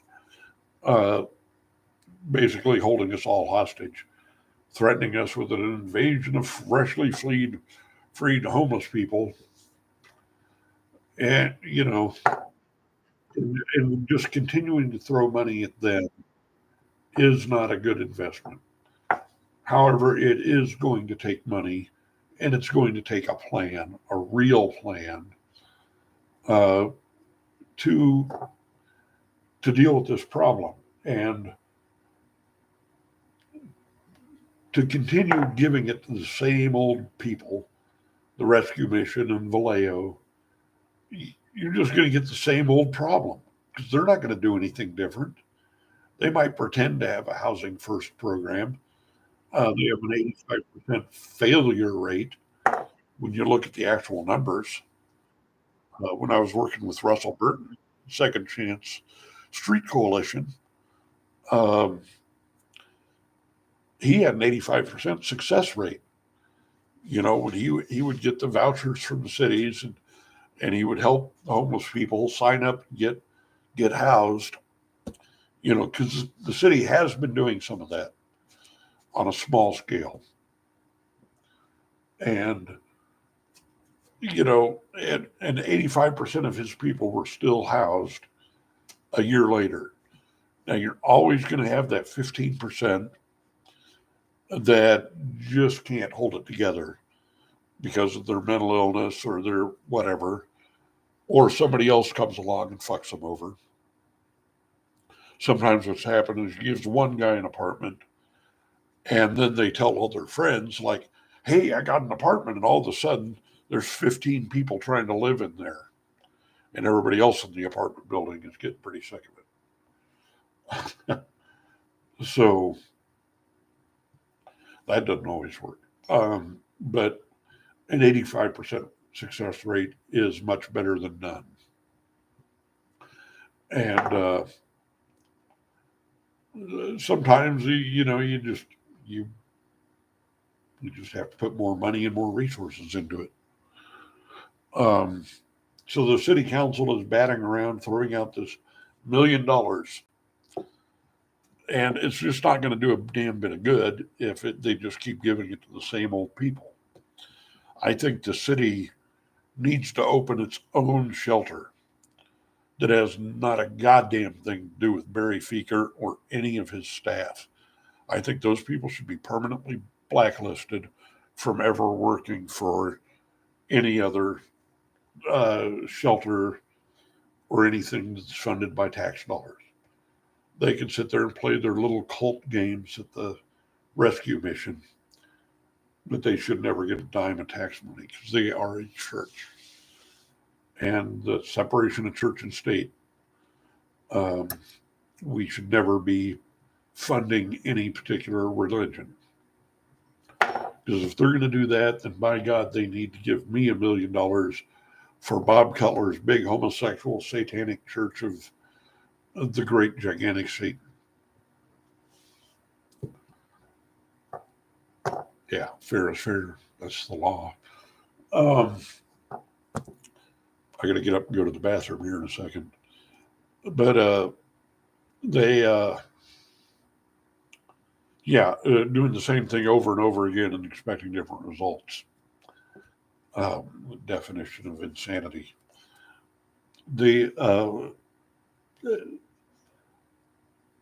So fuck Barry Feaker and fuck the rescue mission.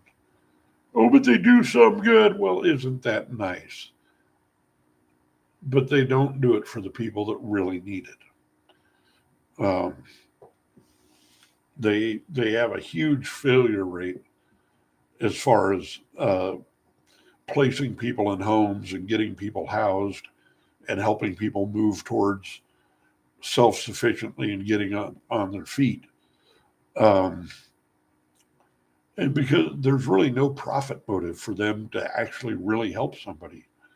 Those homeless people are worth more money if they keep them poor and destitute and living in a tent. Somehow the rescue mission makes a few more bucks off those people.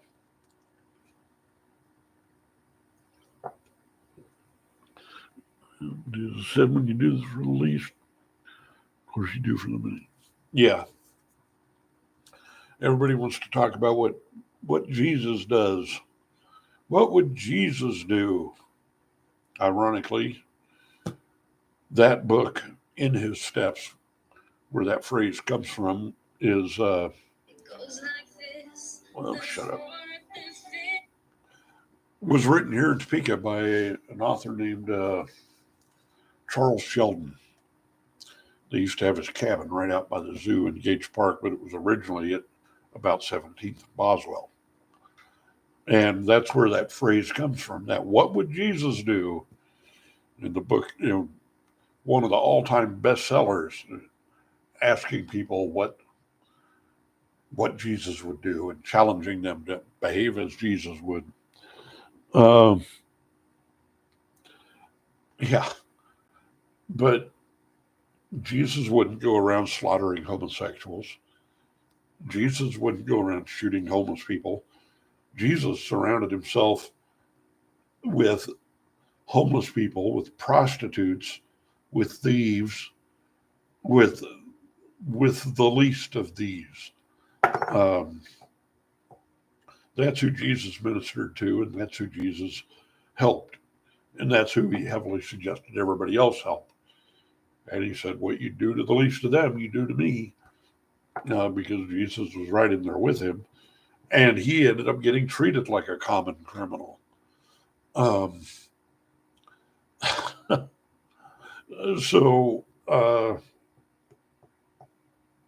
Yeah. And he got crucified. They were crucifying people by the dozens back then. Jesus was not the only person ever crucified. He was one of literally millions, and he was strung up there right next to a couple of thieves, common thieves. And no,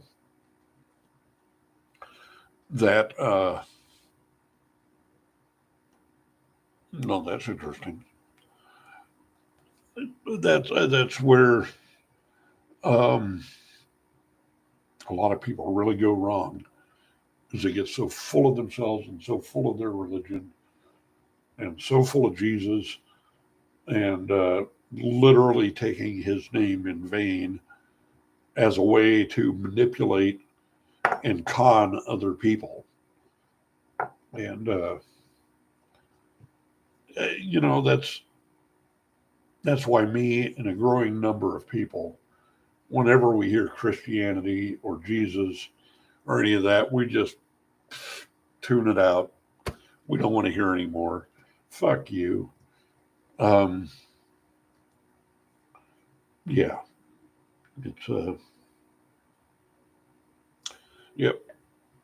Anyway, I'm going to go to the bathroom. I'm going to play this song just by this band called Burn the Jukebox. And I like them just because they're so dorky and clean cut.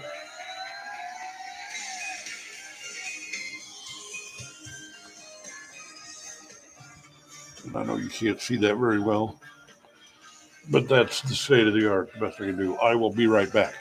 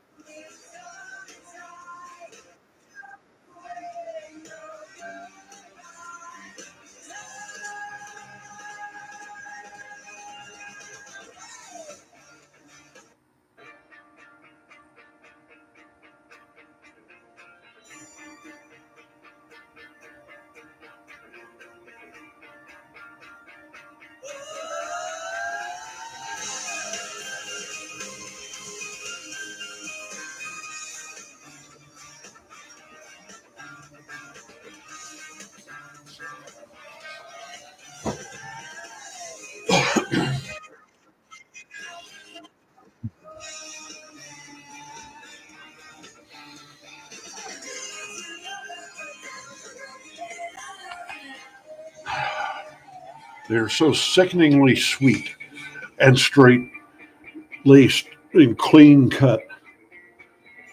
They're just they make me they really help my bowels move. Okay, you can shut up now. Yes, there but by the grace of God go I.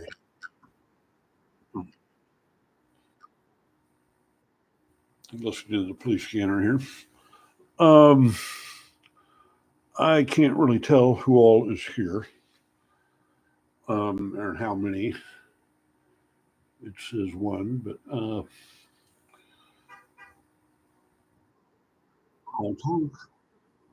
Oh, where's my TV? Um, my Intel agent, Miss Baby, is back. So I'm back. Sorry, I had a couple of emergencies to deal with that I wasn't expecting. Yeah, that is the life of an Intel agent. Sounds like the homeless topic was going well. Music worked all right. Some unexpected issues happened. Yeah, thanks.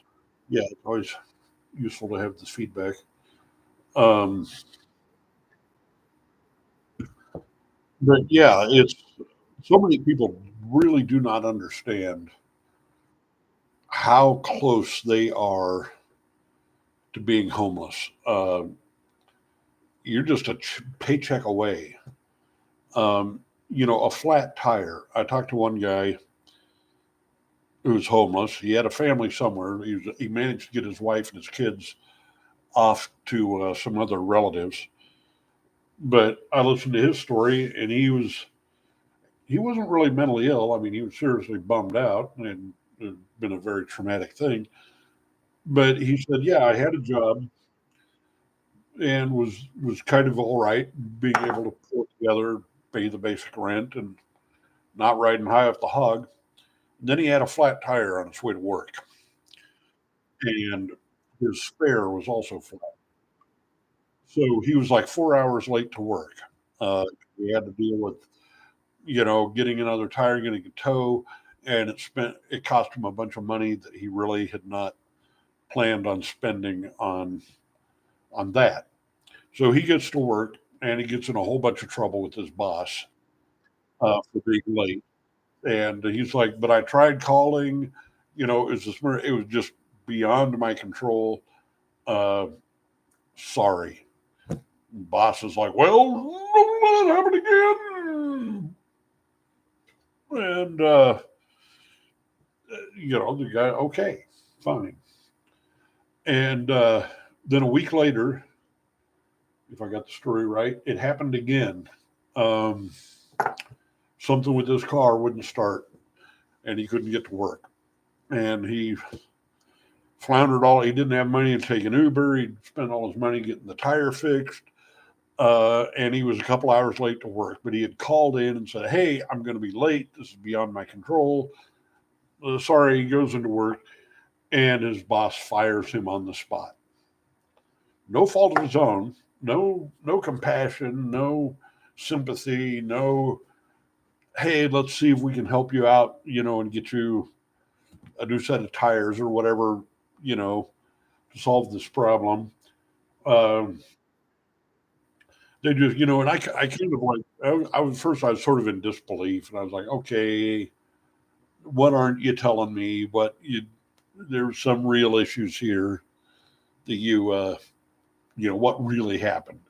Were you drinking on the job? Was there something else? And he was baffled. He was like, "No, that's it. I was just late twice because of situations beyond my control."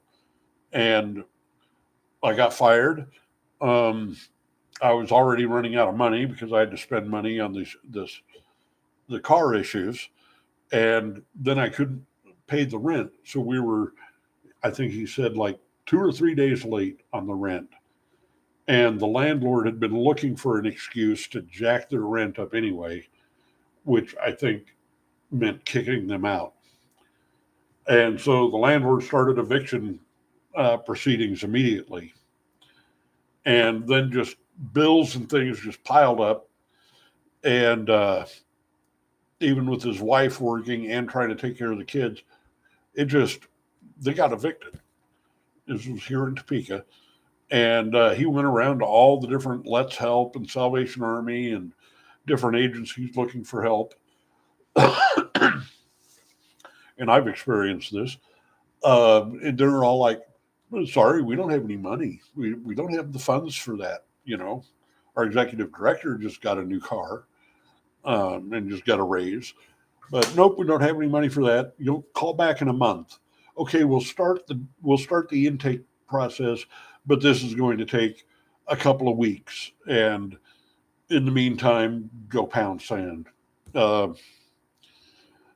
so anyway, he had to ship the wife and the kids off to some other relative. And of course, that side of the family is all looking at him like, you failure. And he was a good guy. He was a fairly straightforward guy. He started taking up drinking to deal with all this shit. I fucking actually bought him a bottle. Because sometimes the best thing you can do for somebody in the short term is just buy them a bottle of whiskey. Self-medicate. I wouldn't have bought him pot though, because that's wrong. And I never thought I'd be in this position. I thought I was doing the right and walking the straight and narrow, and next thing I know, I'm fucking homeless, and now I'm down here. I tried to get into the rescue mission, but I think he said he stayed a couple of nights at the rescue mission, and then he got thrown out, and he said he didn't even know why. I think he was late getting there. Like, they got an 8 o'clock or 9 o'clock curfew. You have to be in. And he was there just like a few minutes later. And they were like, nope, go sleep in Tent City. And that happens to people all the time. People that really have no idea how close they are to being homeless. I saw a statistic sometime back that said like 75% of the people out there could not withstand a $500 emergency, or no, a $400 emergency, like a medical thing or a car breaking down or something. And, it's people ask, well, where do all these homeless people come from? Well, that's where. All of our safety nets have huge holes in them, and they're stretched very thin. And you got asshole Republicans, and there's just no way to separate the word asshole and Republican. It's just asshole Republicans that always got to tighten their belts. Got to tighten their belts. We got to, pull themselves up by the bootstraps. Bootstraps. We got to cut the funding. We're not going to enable alcoholics to just sit around and drink all day, and we're going to let people make $25,000 an hour to do cocaine on their yachts, though, and our tax dollars still go to that. Oh well, money can't buy happiness. Money is not going to cure that. Money. And the thing is like, yes, actually, money can go a long way to helping people out.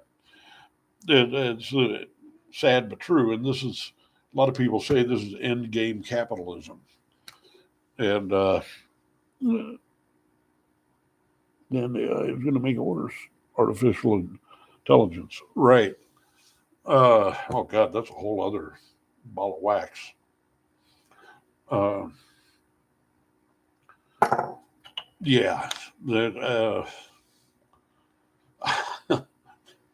now we can have an artificial homeless people.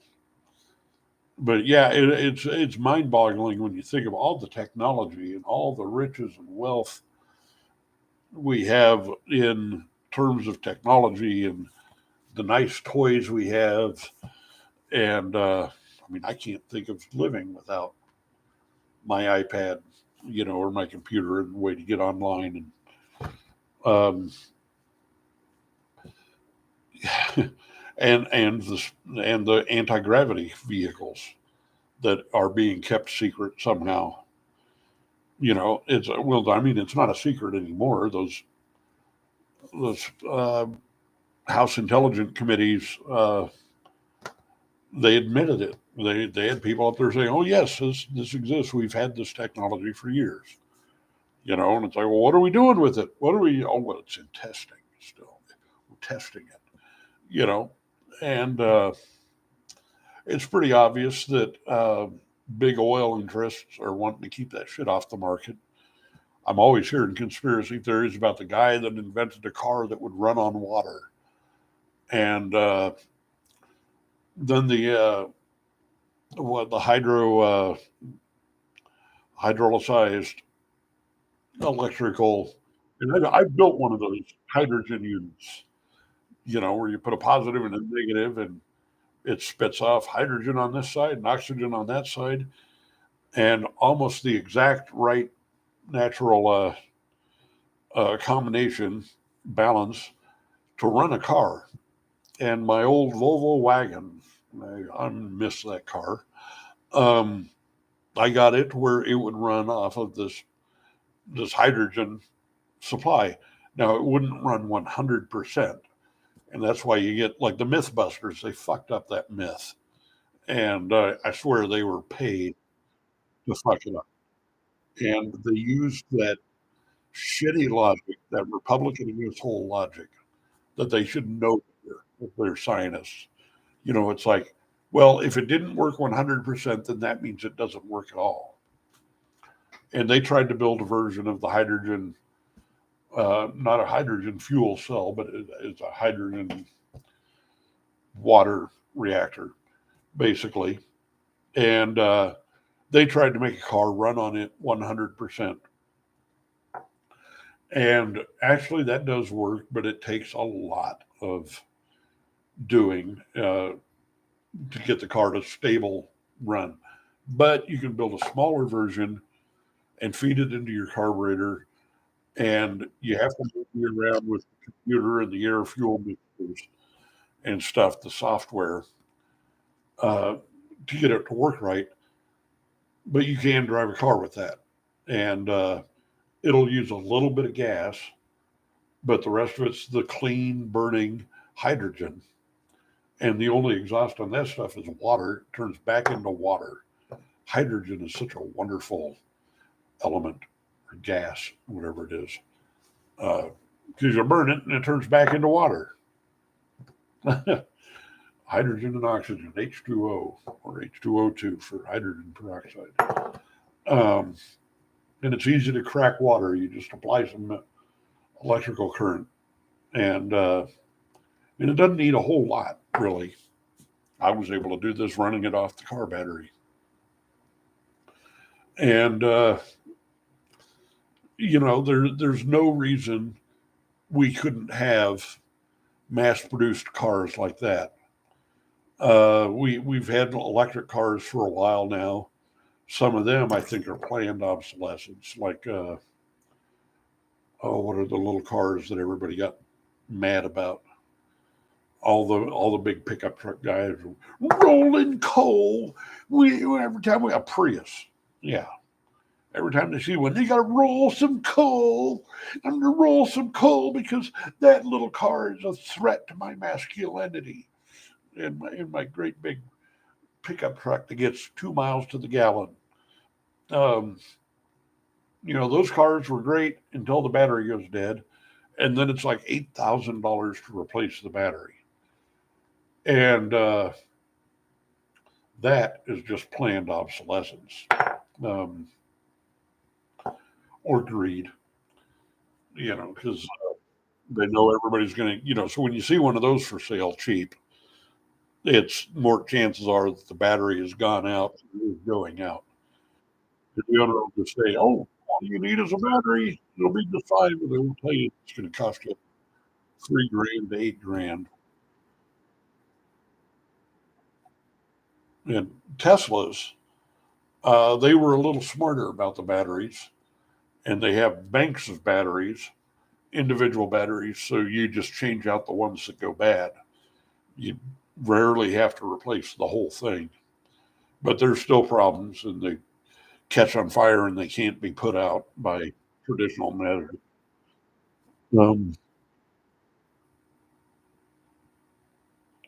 Vern says he's seen an awful lot of electric cars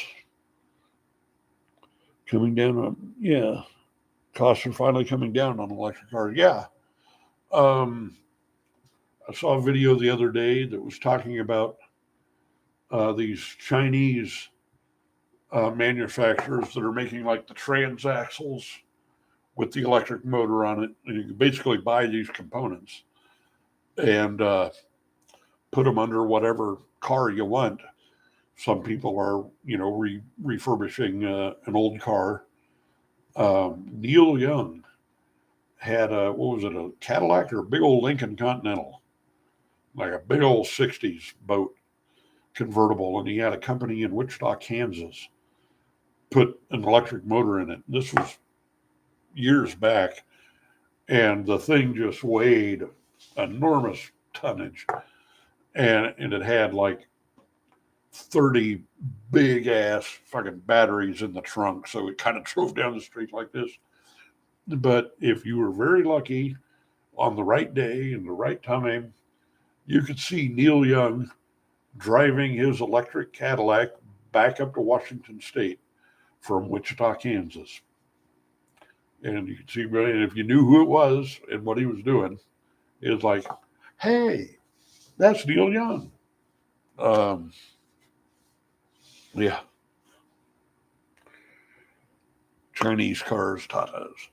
Yeah, I mean, I know the reputation for Chinese cars and battery. I mean, but the stuff is cheap, and that's part of the thing. Yeah, it becomes economical. You just don't expect it to run forever. Uh, and we could be making that stuff here in the United States. Now, how many people we got watching here? Is it just one or more? I'll try to tell a quick story that will show you how stupid and short sighted Topeka is. And I've told this story to other people and they didn't believe me, or they're just like, that's inconceivable. Well, we never knew somebody that knows people. I have the proverbial rich uncle. He has now passed away. He, in the 50s and 60s, he built up his own little empire of Ford, Lincoln, Mercury dealerships in Seattle. He had like 5 of them at one point. And then in the 80s, he kind of got tired of that and wanted to retire from it. So he started selling those off and he got into other things. And, here's some information. Yeah. He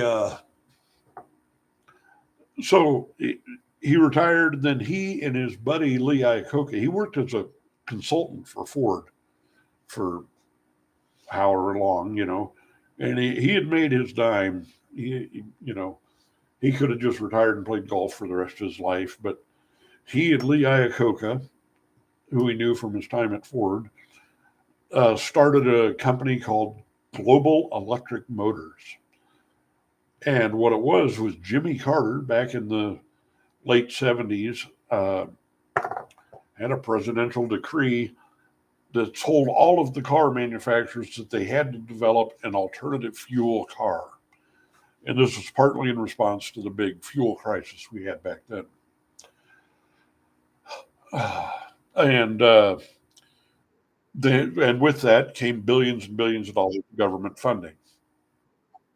So Lee Iacocca and my uncle like, well, that money's still available. And a lot of the car companies, Chevy put out the E-car, or was that Ford? And some built different versions of hydrogen fuel cells and whatever, electric cars. But they kind of deliberately sabotaged their own cars. They said, well, they're not fast enough. They're not beefy enough. They don't go far enough. The consumers don't want them. Consumers don't trust the technology. So they're all failures, but the companies got that billions of dollars for developing a non-product. My uncle, Jimmy Houston, and Lee Iacocca started this company, Global Electric Motors. And their goal was to produce a commuter car, electric commuter car.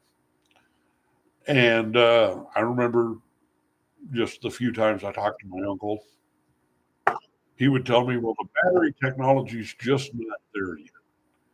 The batteries are too heavy and too big, and you have to put so many of them in a vehicle that it weights it down. And so you can either go 30 miles an hour for 6 hours, or you can go 60 miles an hour for 30 minutes. Um, but it's just not there. And at that time, Tesla had just come into being. And I started telling them, oh, but Tesla, and their lithium ion batteries, and they're using basically laptop batteries in banks.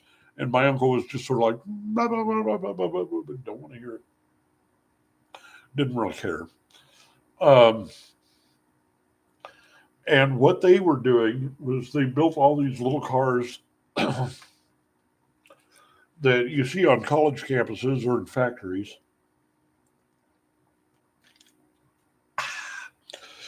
Um, they're the ones that have the big egg-shaped windshields, little pickup truck versions. They run around and do the landscaping with them. We had a couple of them downtown doing the parking pope duties, and they also produced very, very overpriced golf carts that they were selling to their buddies at Boca Raton and Mar-a-Lago, and you know, and my uncle, he was kind of a conservative, rich Republican asshole. Um, he played golf with Donald Trump, and and he was really into golf, and he had condos all over the place at all the big golf centers, and so I was excited about the idea of electric cars, and I had moved back to Topeka in the aughts, and I had this, I had a lot of big ideas, and they just built a brand new big parking garage downtown, mostly for employees. And I got this idea: what if I had leased an entire floor of that parking garage, and each parking spot had its own electrical outlet for charging cars, and then I was going to try and get a bunch of my uncle's electric cars to park there. So you go and you pay a couple of $100 a month, and you get your parking space, and you get your little electric car. And I figured we could get some Republican, my uncle and Lee Iacocca could come in and do what they did best, talk the state into giving them a whole bunch of money. So if you're a state employee, you'd get a lot of this kind of paid for um, somehow. And so you get your parking space downtown, you get your car, and these would be little commuter cars that you could zip back and forth to Potwin or Westboro or really about anywhere in town without any problems. And I actually talked to Secretary of State Ron Thornburg about this, and he thought it was a good idea. And at the time, Global Electric Motors was looking for another place to build a factory, basically an assembly plant. And I talked to my uncle. I'm like, Topeka is desperate to get new factories and new jobs in. Um, and I called up a couple of my dad's friends on the Chamber of Commerce. And I was actually, me, little dipshit Bob, was trying to negotiate a deal to have a multi-billion-dollar factory building electric cars move to Topeka. And I'd kind of sold my uncle on the idea. I'm like, look, we got a bunch of railroads because Santa Fe was there. And so we got railroad access to everywhere. We're in the middle of the country. We're at the intersection of I-70 and I-35, basically. Um, so we can get things trucked in and out easily. And we got Goodyear there. You make a deal with Goodyear to build your tires. And part of my uncle's role was he was in charge of buying and arranging for all the sub assemblies, like in China, the transaxles, axles, and the motors and the things, sub assemblies that were built somewhere else and then imported and then assembled. And he was like, that's actually a pretty reasonable idea. And he's like, if you can get that hooked up, then me and Lee Iacocca will fly into Topeka on our private jet and we'll talk to your Chamber of Commerce. Anyway, now, of course, I didn't really know what I was doing as far as those sort of negotiations, but it seems neither is our Chamber of Commerce. And they're just sitting there going, what? Electric cars? Huh? What? I don't think that'll fly. It's like, well, they're not supposed to fly in their cars. They're electric cars. This is bonehead stuff, and it's the future. And aside from like the little gimmick of the state and the parking garage downtown, this will provide about, I don't know, a couple thousand jobs of semi skilled laborers just assembling things, probably no more complicated than screwing the caps on the toothpaste tubes. And they also didn't believe that I knew people like my uncle and Lee Iacocca. And I'm like, here's his business card. Yeah. And those guys, people like Iacocca and my uncle, you got about 3 seconds to pitch your idea to them, and they make a decision, and then they're off on the next thing. So in a lot of ways, you don't get a second chance with them. If you can't hook them in that 3 seconds, then they lose interest.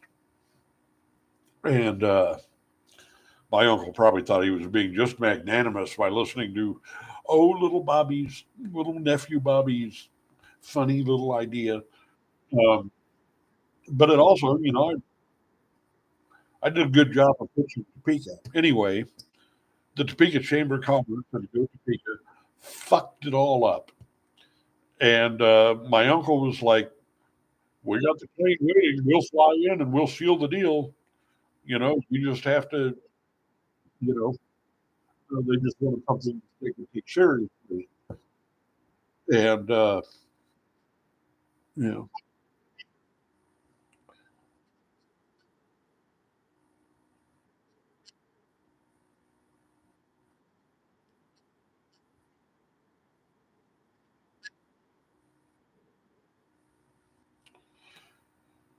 listening to the scanner, somebody broke it in window. So, whatever. Anyway, um, the powers that be here in the city, we don't think that's a good match for Topeka. We don't think there's any future in this electric car thing. We don't think, these are the same guys that in the 90s basically chased NewTek out of town. And there's two stories about why NewTek left. Um, One is that because their chief financial criminal wanted to go watch his son play football in Texas or basketball.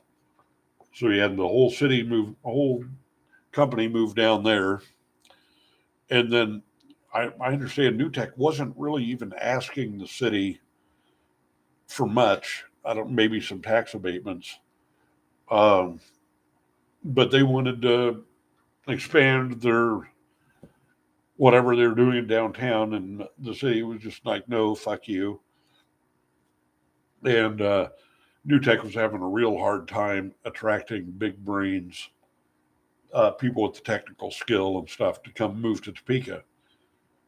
For a job that would pay 150,000, they'd have to pay somebody an extra 100,000, basically as a fine for making them move to Topeka. Out in California and Silicon Valley, Topeka, that place with the God Hates Fags church, fuck that. I don't want to move there. You're going to have to pay me to live there. What's Topeka doing now? Offering $15,000 for people to move to Topeka. Yeah, there was, I think it was Bozo Bill Button, our mayor, and I think at the time maybe he was a city council person. But he he was quoted as saying in the 90s, well, we just don't think there's a future in this video internet thing. There's just no future in it. I don't believe it's going to be, it's just a passing fad. I don't see why we should invest anything. And it's like, in the first place, asshole, nobody's asking you to invest anything. I think they're just asking you to get out of the way. And now look, um, kids all over the place are making their own porn using that technology. Um, and that's the way of the world right now is high speed internet pushing video. And that's the way a lot of broadcast is being done and news is getting transmitted and how people are consuming the news and programming.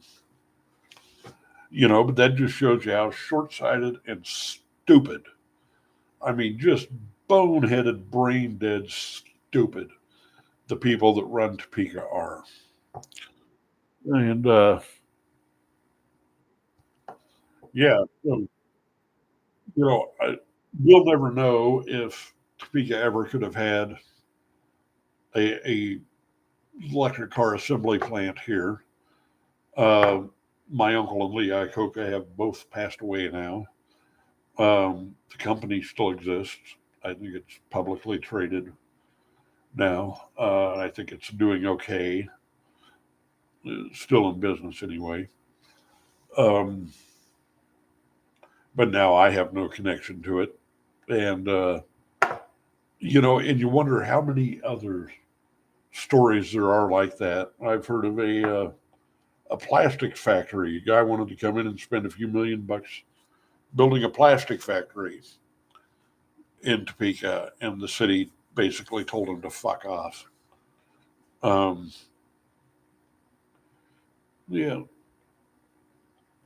Okay, reading into some of the intel. There are only about 15,000 hydrogen powered vehicles in the U.S. roads right now, and all of them are in California. Meanwhile, electric vehicles are out there in the millions. While electric cars are getting attention, with major manufacturers focusing on making them dominant by 2030, hydrogen vehicles are staying in the background for now. Yeah, in my mind, there's the technologies could be combined. You can have an electric hydrogen vehicle. Whatever, somebody just has to figure out a way to connect 80. So about hydrogen cars are how they work. Yeah, there's they sent me an article about that. Hydrogen fuel cells is a slightly different thing. It's kind of a different sort of technology, but it's useful and it works.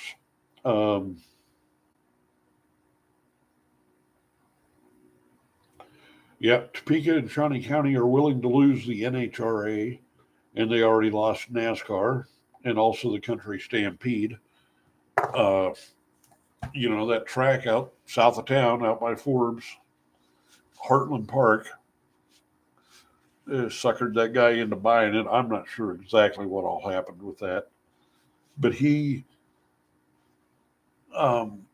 I understand with NASCAR, all they really wanted was covered garages, I think. And those probably could have been built cheaply and easily. They wanted to be able to pull their cars into covered, furnished garages. And by furnished, I mean like with bathrooms and heating and air conditioning.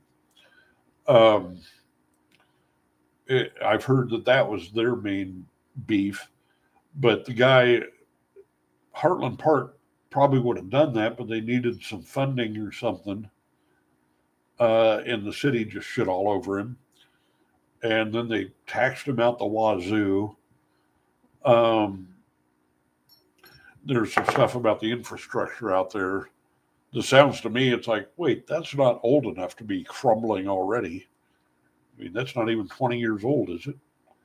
Um, they Now the country stampede, Manhattan got tired of it because of the mess and the bullshit, the traffic, and fucking country and western white drug, meth, beating their wives in the middle of the fields and all that kind of stuff. They didn't fight very hard to keep it. And so the promoters moved it to Topeka and had it out there at Heartland Park. And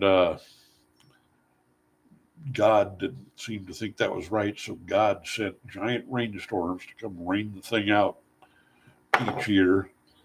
And once again, an event that could attract millions of dollars to the Topeka economy, the city and county just fucked it off. And so now we don't have that. I could give a fuck about country music and country stampede. To me, that sounds like hell on earth.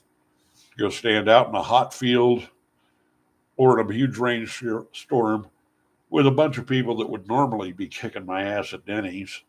Right, faggot! What are you looking at? Somebody cut me off in traffic. I'm gonna road rage and beat you up because I have no penis.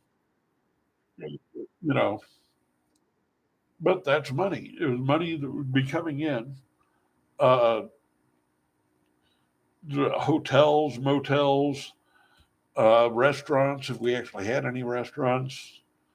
Uh, Unfortunately, the way they had it really set up was a small group of people would make a little bit of money for working the event, but corporate chains would take most of the money and it wouldn't really circulate into the Topeka economy the way it was. But they could have made some basic changes and everybody would have gotten some sort of little piece of the pie. And Topeka is one of the fastest NHRA tracks, and the drivers are upset. It's closing down in Topeka. So much like with the bands. Topeka's had a bad reputation nationally. Yeah. They built that stupid fucking expo center, and the acoustics in it were just horrible. And I'd heard that people had argued with the architects and stuff before they even started building, pointing out this is going to be a shitty venue. This is going to be a crappy place to hear bands, And then a couple of years ago, they did tear the place up and re-outfitted, and supposedly it's better now. But Topeka is not really in the market to get A-list bands. Surprisingly, Kansas City is not even a D-list market. And we're just too close to Kansas City and Lawrence to make a lot of this work. We used to have the state fair here, and they left that get away to Hutchinson. Yeah, they let. Of course, they basically tore down the fairgrounds to build the expo center. And while they have a carnival there a couple of times a year, somehow they can't pull off a state fair there. And now the city owns the hotel there. And why does the city need to be in the hotel business?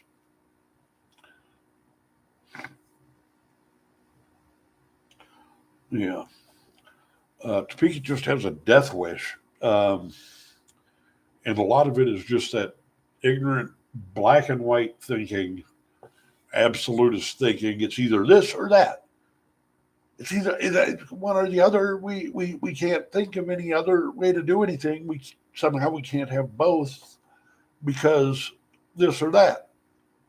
Obtuse, willfully obtuse stupidity, greed, and arrogance on the part of the people really running this town. I think things are changing. Remains to be seen if it's for the better or worse. With those three guys that are now billionaires from that Advisors XL thing, and they're running around town buying up downtown, and now they bought up the mall. And I heard what happened with them is the same as what's happened with a lot of companies, including uh, New Tech, that became very successful. And that's the IRS and the bean counter said, you need to spend a bunch of money. You need to invest a bunch of this. You're making too much money, and you need to get rid of a bunch of it. So tens of thousands of people attended the NASCAR events. Some of those tracks bring in over 100,000 fans for a race. Oh yeah, that's big business. That's big money. It's like having the Rolling Stones play 7 nights in a row. But but yeah, so these Advisors Excel guys are decided, well, we're going to invest in Topeka. It's like, well, isn't that sweet? But so that's the money behind, from what I understand, from what I've been told by people that swear that they're on the inside. Uh, that's the people that are behind the pennant and the iron rail uh, downtown and some other things, uh, and now they bought up the mall, and they're going to put the Advisors Excel headquarters out there, which is fine. Um, maybe they'll put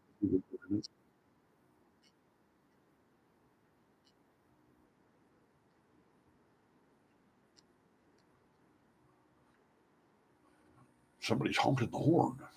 Let's throw a rock at them. Uh, yeah, people just like my dad always said. The Chamber of Commerce and the too many cooks in the kitchen fighting over how to slaughter the goose that's laying the golden eggs. And that's pretty accurate in a lot of ways. Hey, look, here's this goose laying the golden eggs. Well, let's cook it and eat it. That's got to be a good goose. Not, well, how nice. Let's make sure that goose is happy to sit here and lay more golden eggs. It's let's kill it and eat it. Uh, more info. How do NASCAR tracks make money and how much? Whole article. Um,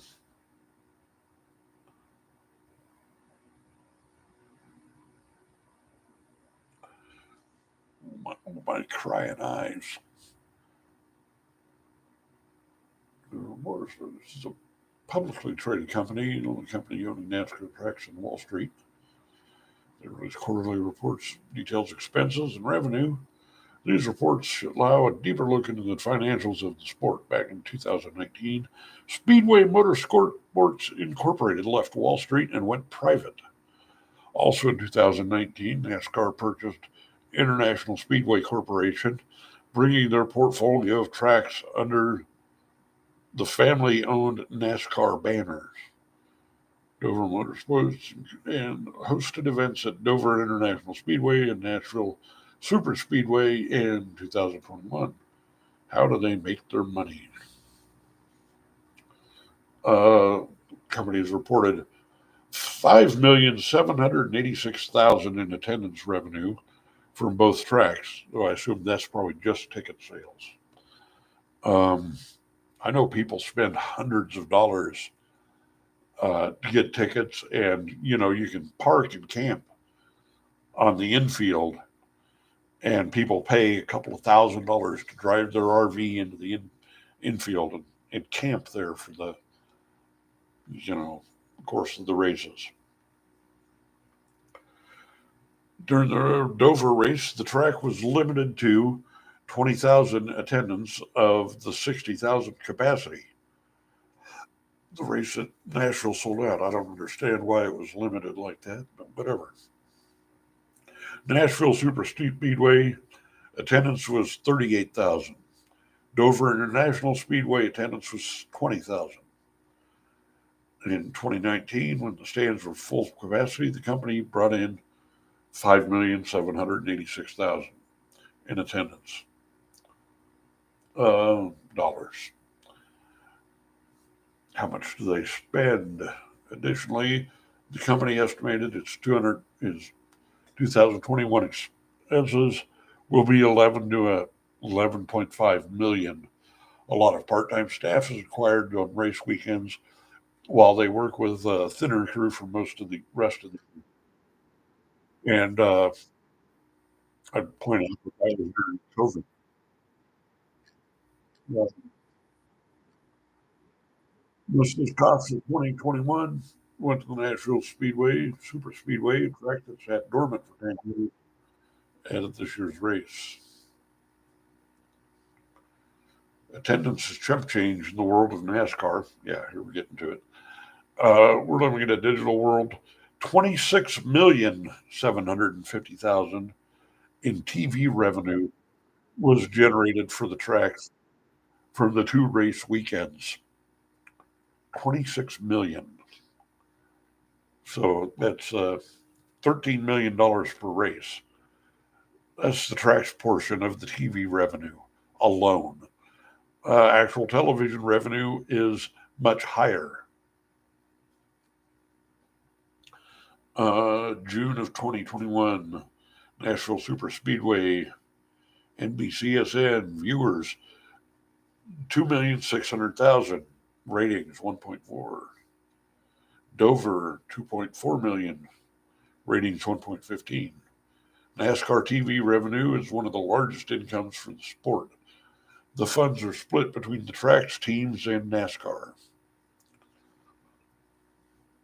The percentages of split are mostly unpublished, but it's been hinted that 10% of the TV revenue goes to NASCAR itself, 60% to the track, and 30% to the team via the race purse, the awards and trophies and stuff.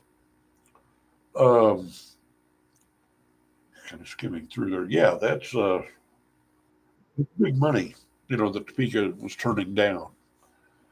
Um, Stupid, stupid, stupid.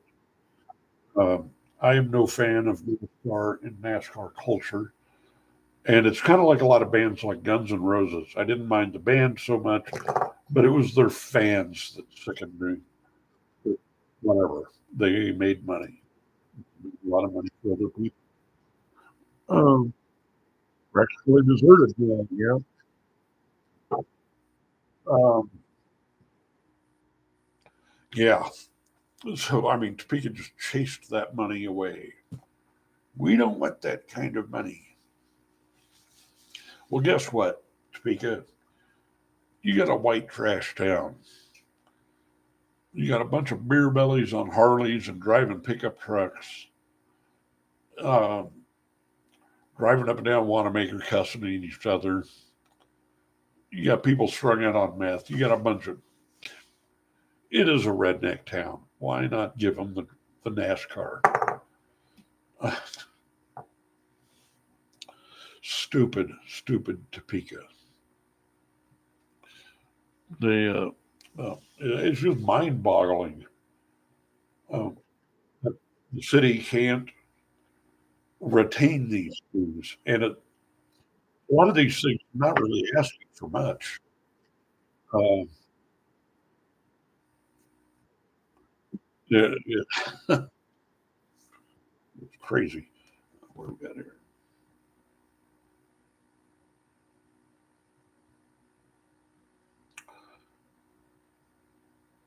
Oh yeah, the additional numbers. I mean, the merchandising for NASCAR. Now we got a couple of actual fairly big, legitimate T-shirt companies here. If they could get the contracts or the rights to make T-shirts, and I mean somebody has those merchandising rights. They probably pay a couple of $1 million just for the rights to make T-shirts, and then they turn around and they hire a T-shirt company to make the shirts, and then they sell them, and that's millions of dollars. And you see that stuff in J.C. Penney's and in Walmart and at the track. And of course, there's some bootlegs, but whatever. Um, all the fast food, Hardee's, all the businesses sponsor cars. And they do that because it's good promotion and good publicity for them. But they also parlay that into different sales. So you can go in and get your Hardee's NASCAR burger, or you go to Denny's, get the Denny's NASCAR platter. Denny's. I should go to Denny's. Go to Denny's. Huh. But yeah, it's there's just so many ways that could bring money into Topeka.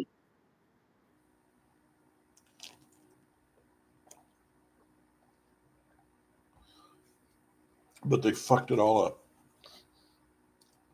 With the decline, ISCA made 66 million from ticket sales from January to May.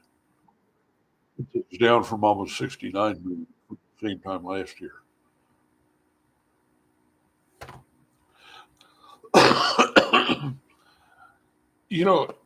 The sense I get about Topeka is a lot of the guys that are really running things here. The thing they are the most scared of is somebody else doing well. Somebody else comes up with a great business idea, a great way to make money. No, no, no, no, no. We don't want you to be more successful to us, and we're too lazy to do anything original and that really makes money. So we're not going to let you do it. When I moved back here and I had my big idea for opening an all ages coffee house music venue, something that Topeka really needs, still really needs. And I started talking to people at the city, and everybody would tell me, "Oh, they'll never let you do it. You'll never be able to do it. They'll never let you." You know, and I'm kind of like, "What do you mean let me? How can they? So what if they won't let me? I don't need them to let me. I'll go do it on my own. Uh, I just need some money." But I found out it's true. There's people that won't let you. They will stand in your way. And some of them stand in the way of progress and they don't know why. They just think, "Well, that's just what we do. Stand in the way of progress. That's just the way it's done." Who benefits? Oh, Kansas City, whatever. It's this town pathetic. It's 3 o'clock in the morning.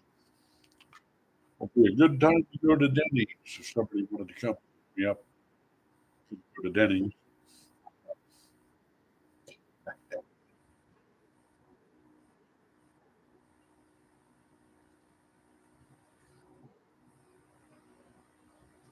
Yummy. Um, some more information here. But even with the decline, how much money does NASCAR make a year? Let's see.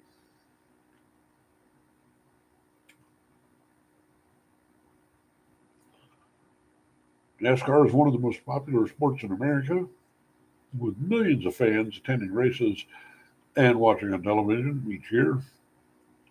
And my buddy from here at the shop, uh, he watches NASCAR races, and he's not a white trash Bubba by any means. Um, Key points: NASCAR annual revenue is not publicly disclosed. I bet it's not. But estimates suggest it's in the billions due to the variety of income streams. The organization generates revenue through broadcasting rights, sponsorship agreements, ticket sales, licensing agreements, and other sources. Yeah. So I was just saying about the merchandising. There are millions alone in T-shirts. NASCAR is a privately held company, which is why it is not required to disclose its financial information publicly. Yeah, it's those people are going to the bank. Does not disclose the hour of the variety of sources. Following tunnel breakdowns, it's possible to discover that the earnings in NASCAR are in the billions, but how they make that money and what goes towards takes a bit more explaining with owners, drivers, blah blah blah blah blah. Yeah, it's a lot like the concert industry, promotion industry, which is kind of where I have a little bit of experience. Um, I thought about getting into promoting sporting events, but I really just kind of hate sports. Um, I'd rather stick with music and having to deal with arrogant rock stars rather than jocks. Uh, you got an event like the NASCAR races, and you set up the venue and sell the tickets. And I mean, they've got their own in-house promotions and production and organizing and things. It's not something that an outside promoter can just walk into. Um, very corporate based, but say guys with PA systems, they have to hire a sound crew to go out and set up the sound, for the big loudspeakers at the track, and they want that to be high quality so that you can hear the announcer echoing all over the place. And they have all these other little events like in the infield. Uh, this friend of mine that was webcasting from Daytona, I think, and they had a full concert set up, a big pop up trailer stage, with bands playing. So that's money going into local production companies, the PA system, the staging, the stage hands, hiring the bands, the entertainment, and local promoters promoting through the local media. That's more ways that the money gets spread around in the local economies. But people running shit here in Topeka. Now, I got to admit, I'm not all that up to speed on exactly what was going on with Heartland and who did what to who. But yeah, you know, yeah, I keep here, and I believe it. Basically, it was the city in collusion with the county. It was just like, fuck you. We don't need the money. And it could be that the owner of Heartland Park was, just trying to grift a bunch of money out of the county, come out here and pay for my infrastructure and pay for this and that. And they just said no, maybe. I don't know that for a fact. But it's like developers like Henry McClure. They want the city and the county to pay for paving roads and installing new sewers and running new electrical lines so they can build a new housing development or a new strip mall. And some of those things, those public works, have to be done. And that's the way you grow and that's the way you progress uh, and rebuild your inner cities. But there's so much grift and graft that goes on with that. And it's kind of like, well, this guy's going to build his mall and his housing complex, and he's going to rent out those spaces, and he's going to make a shitload of money on that. Why does he need the city to pay for things that he's going to profit off of? You know, yep, it is.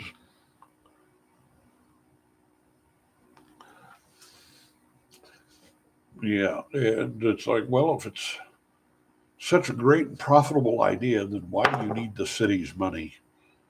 Like what Henry McClure did with the College Hill thing. Uh, that was just a bunch of bullshit. Cost the city $38 million, and he didn't even finish the project.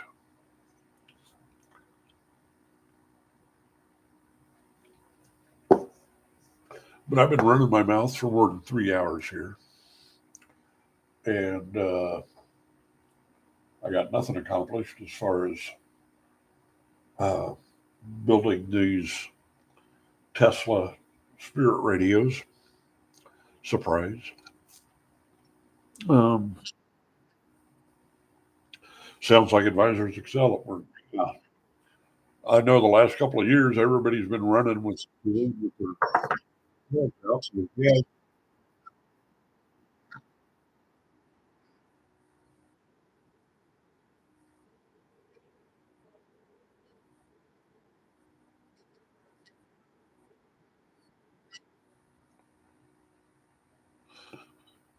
basement is flooding with people down there. Is it raining or something out there?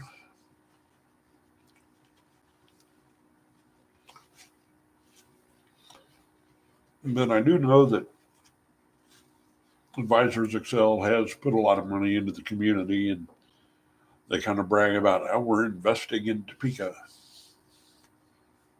That's all fine and dandy. How about Advisors Excel take a big section of that mall and turn it into housing for the homeless? Um, and, I don't know what all they do. Um, those are some guys that got into a business of business, from what I understand. I don't understand exactly what all their business is. Something about advising businesses on how to make money. So they're striking it rich. They're making a lot of money and being successful. And hot dog and how did you?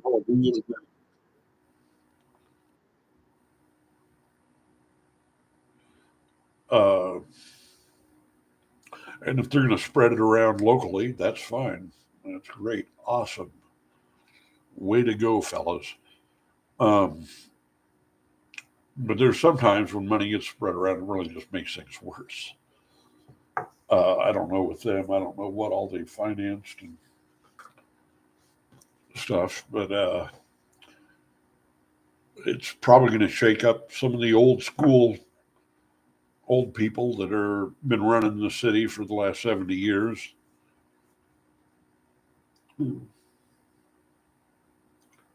According to a report, the University of South Carolina, the NASCAR industry contributes more than $6 billion to the U.S. Huh. But they had no racing contracts with promised races. Yep. No rain in the current radar. Okay. I'm deep within the bowels of a building and no windows or anything to look out. If there's a big storm going on, I can hear it. But yeah. Um,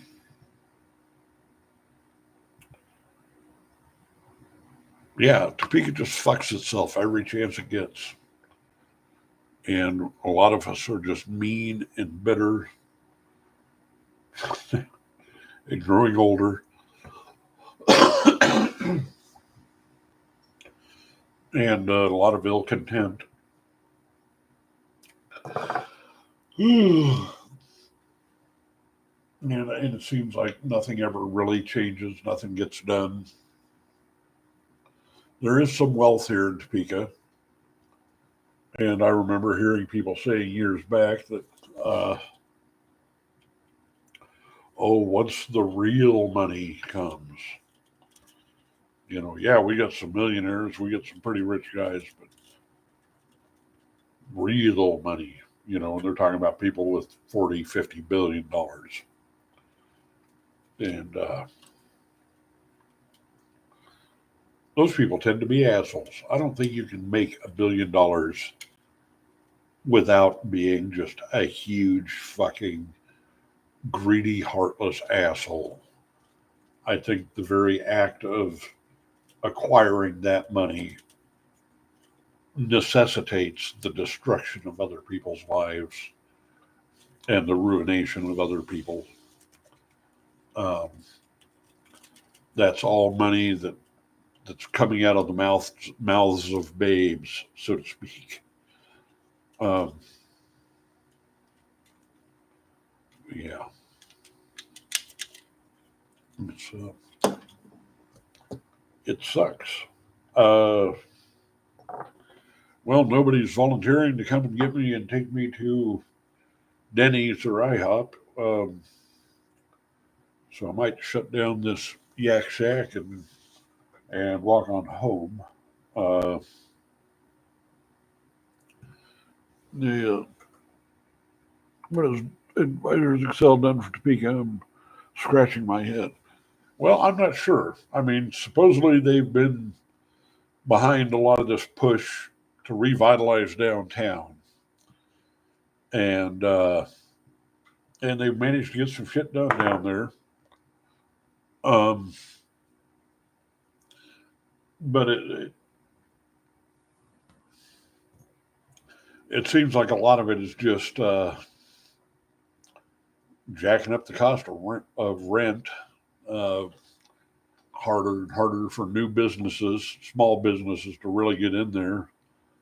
There's a few kind of local artsy fartsy places that have opened up, and those guys act like, boy, it's really by our own bootstraps we're pulling ourselves up here. Oh well, this is a $16,000 grant uh, we got from the city, and I'm sitting there telling them, well, that's all well and good. If the city didn't let you down here, you would not be here. Oh, that's not true. Because I'm so great, and I'm special, and I'm unique, and I'm doing a business with arts and creativity that's just like everybody else has done, and that means I'm special, and I am so great, and it is by the mere grace of my hand that I have created all of this. Yeah, that and a bunch of money from the city. Oh no, don't mention that because I'm a lone wolf. I'm a lone wolf, business wolf, striking out on my own and pulling myself up by the bootstraps. Yeah, that $16,000 grant. You're negative. You're a negative Nelly. Oh, I don't like what you're saying. I'm going to cancel you. Yeah, fucking idiots. Um, yeah, light it all up amongst themselves. Ew. Killed downtown. Waited. Yeah, people have been beating that whole revitalized downtown thing for 40 years.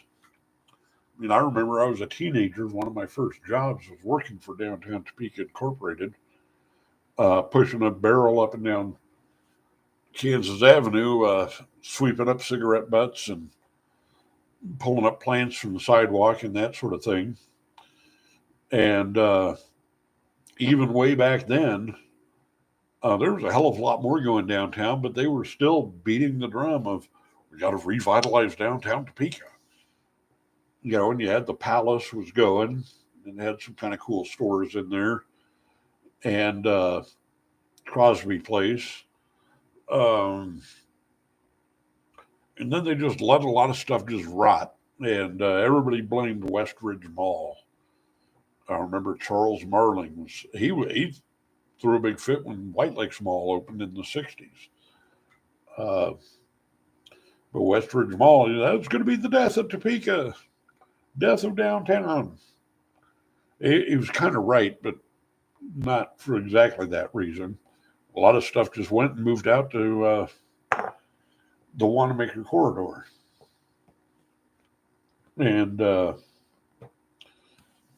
yeah, it That's what I thought. huh. That's what she thought. What does she think, Siri? Um, yeah, And, well, you let your buildings go to shit when you charge too much money for rent. You don't give people a place to park. And, I've got these two $800 parking tickets hanging over my head,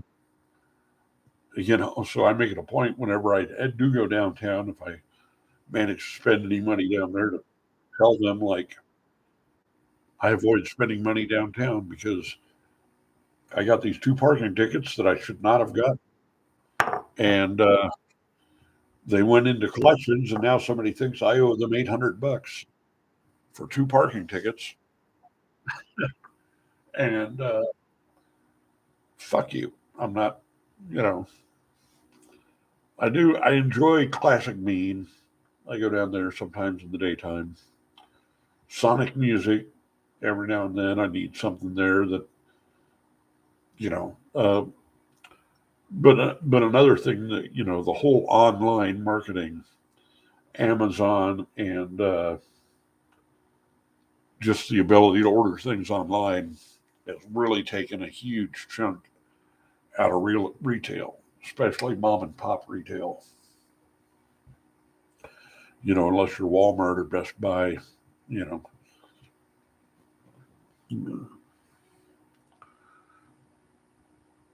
When you kill the downtown, shake up the money that the mall makes. Yeah.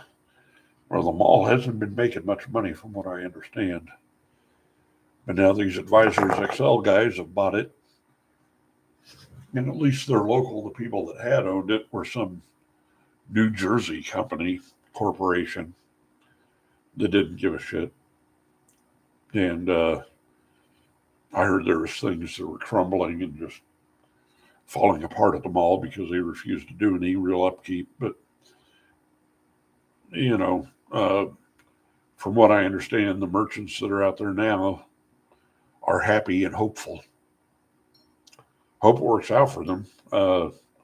I think there's room for a mall and downtown. I think downtown is just going to have to really rethink itself and reinvent itself. Um, and one thing I found out with my whole adventure trying to open up a simple coffee shop music venue was they do not want to give a sucker an even break. They jack up the prices for rent to these ridiculous extremes. Like, oh, well, that's what $4,000 a month. That's what they pay in Lawrence on Mass Street. This is not Lawrence. This is not Mass Street. We do not have that kind of walk up traffic. Well, it could be. Yeah, well, when it is, then try and charge the 4,000. In the meantime, all the people that own those buildings were making the city give them grant money and tax abatements to fix the shit that they let go to hell in the first place. But if you remember in the early OOs, Bob Hecht, when he was a DA, there was that old Howard Johnson's hotel out on South Kansas Avenue. And it had gone out of business, it was just sort of sitting there dilapidating, and some homeless people had been living in there. And he went out there and code complied that place to death.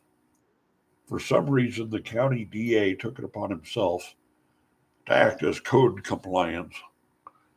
And he went down there and, what was it, the Cohen brothers, I think the children of Cy Cohen that owned a lot of downtown stuff. Um, and he gave them some sort of weird ultimatum of basically abandon the property and the city will come in and bulldoze it and we'll just take it, or you're going to have to pay millions and clean up your own mess. And I'm just like, where do you get off playing code compliance?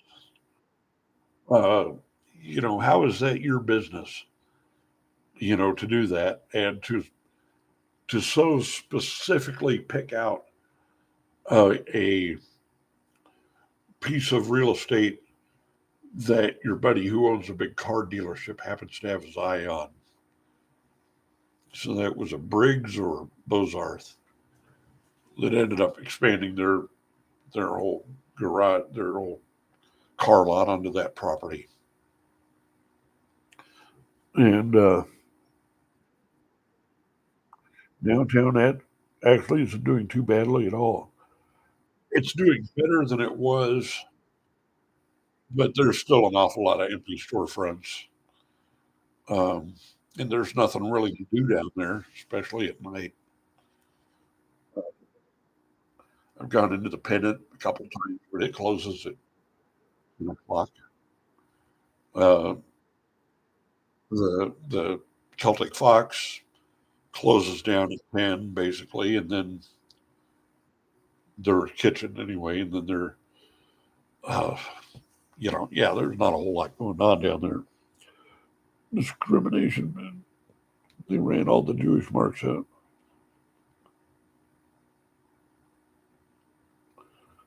About to shit up pennies on the dollars. Yeah. Well, then Cy Cohen got murdered by a guy that I kind of knew. I forget exactly what. His jewelry store. And but yeah, it's like, but old Bob Hecht, DA Bob Hecht, why didn't he go downtown to a lot of the stores and the owners that were just letting their shit fall apart and start code complying them? No, those people belong to the Chamber of Commerce. Yeah, but it's getting even later. It is now almost 3:30.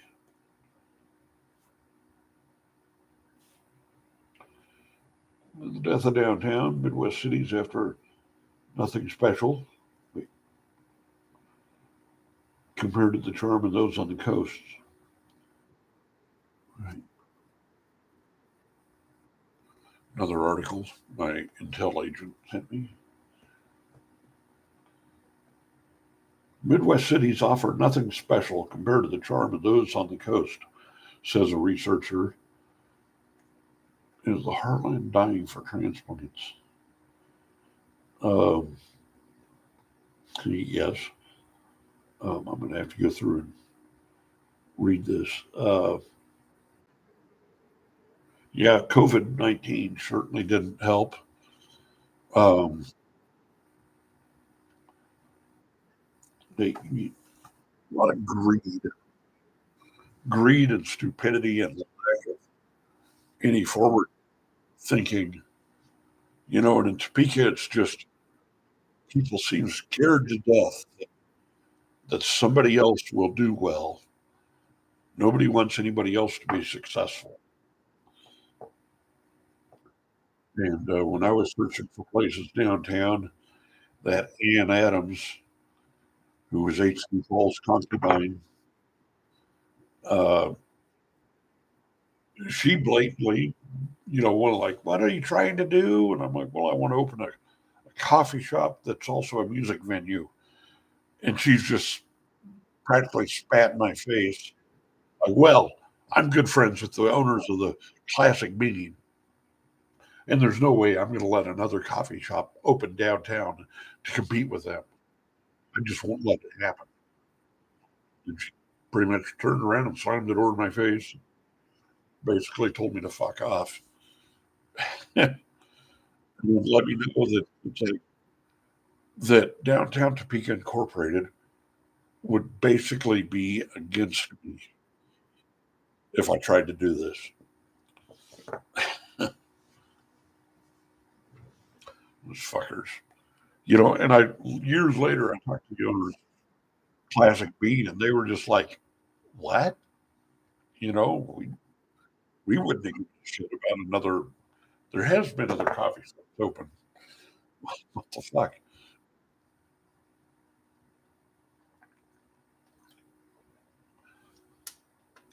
It was just somebody else being a bitch because they could.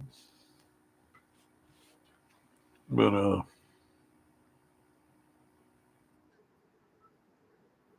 yeah, all right. Well, it's creeping right now. I should go home. and my voice is starting to go out a little bit. You probably hear that. Get a little bit of a sore throat, a little hoarse in my throat. And anyway, thanks for tuning in, and thanks to my Intel helpers for providing good information here. And I may be back on tomorrow night, maybe not. Um, Gradually, as we go along, we'll get a little more structure with this and get a little more ball game going. And but thanks for the encouragement and the enthusiasm. Uh, this has been kind of fun and educational for me. Oh, excuse me. Oh, anyway, I'm going to sign off, and I guess I'll see you tomorrow night or whenever. Uh, or somebody can come and pick me up and take me to Denny's uh, to eat or something. Anyway, I'm a lone voice in the night, bitching and whining about whatever I can. So I will see you all later. Thank you.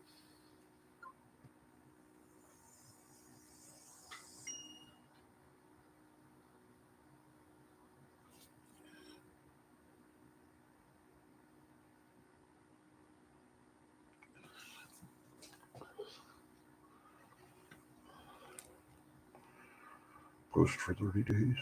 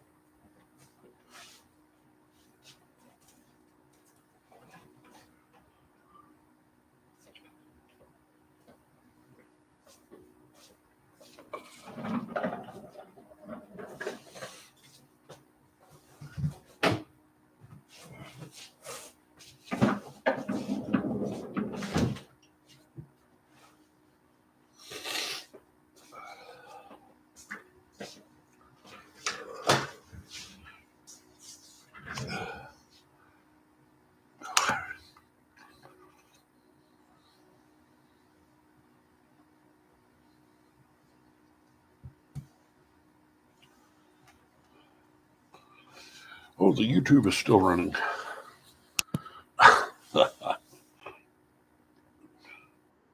Oops.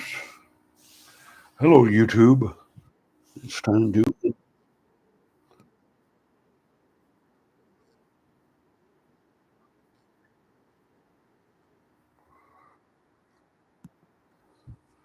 Yep.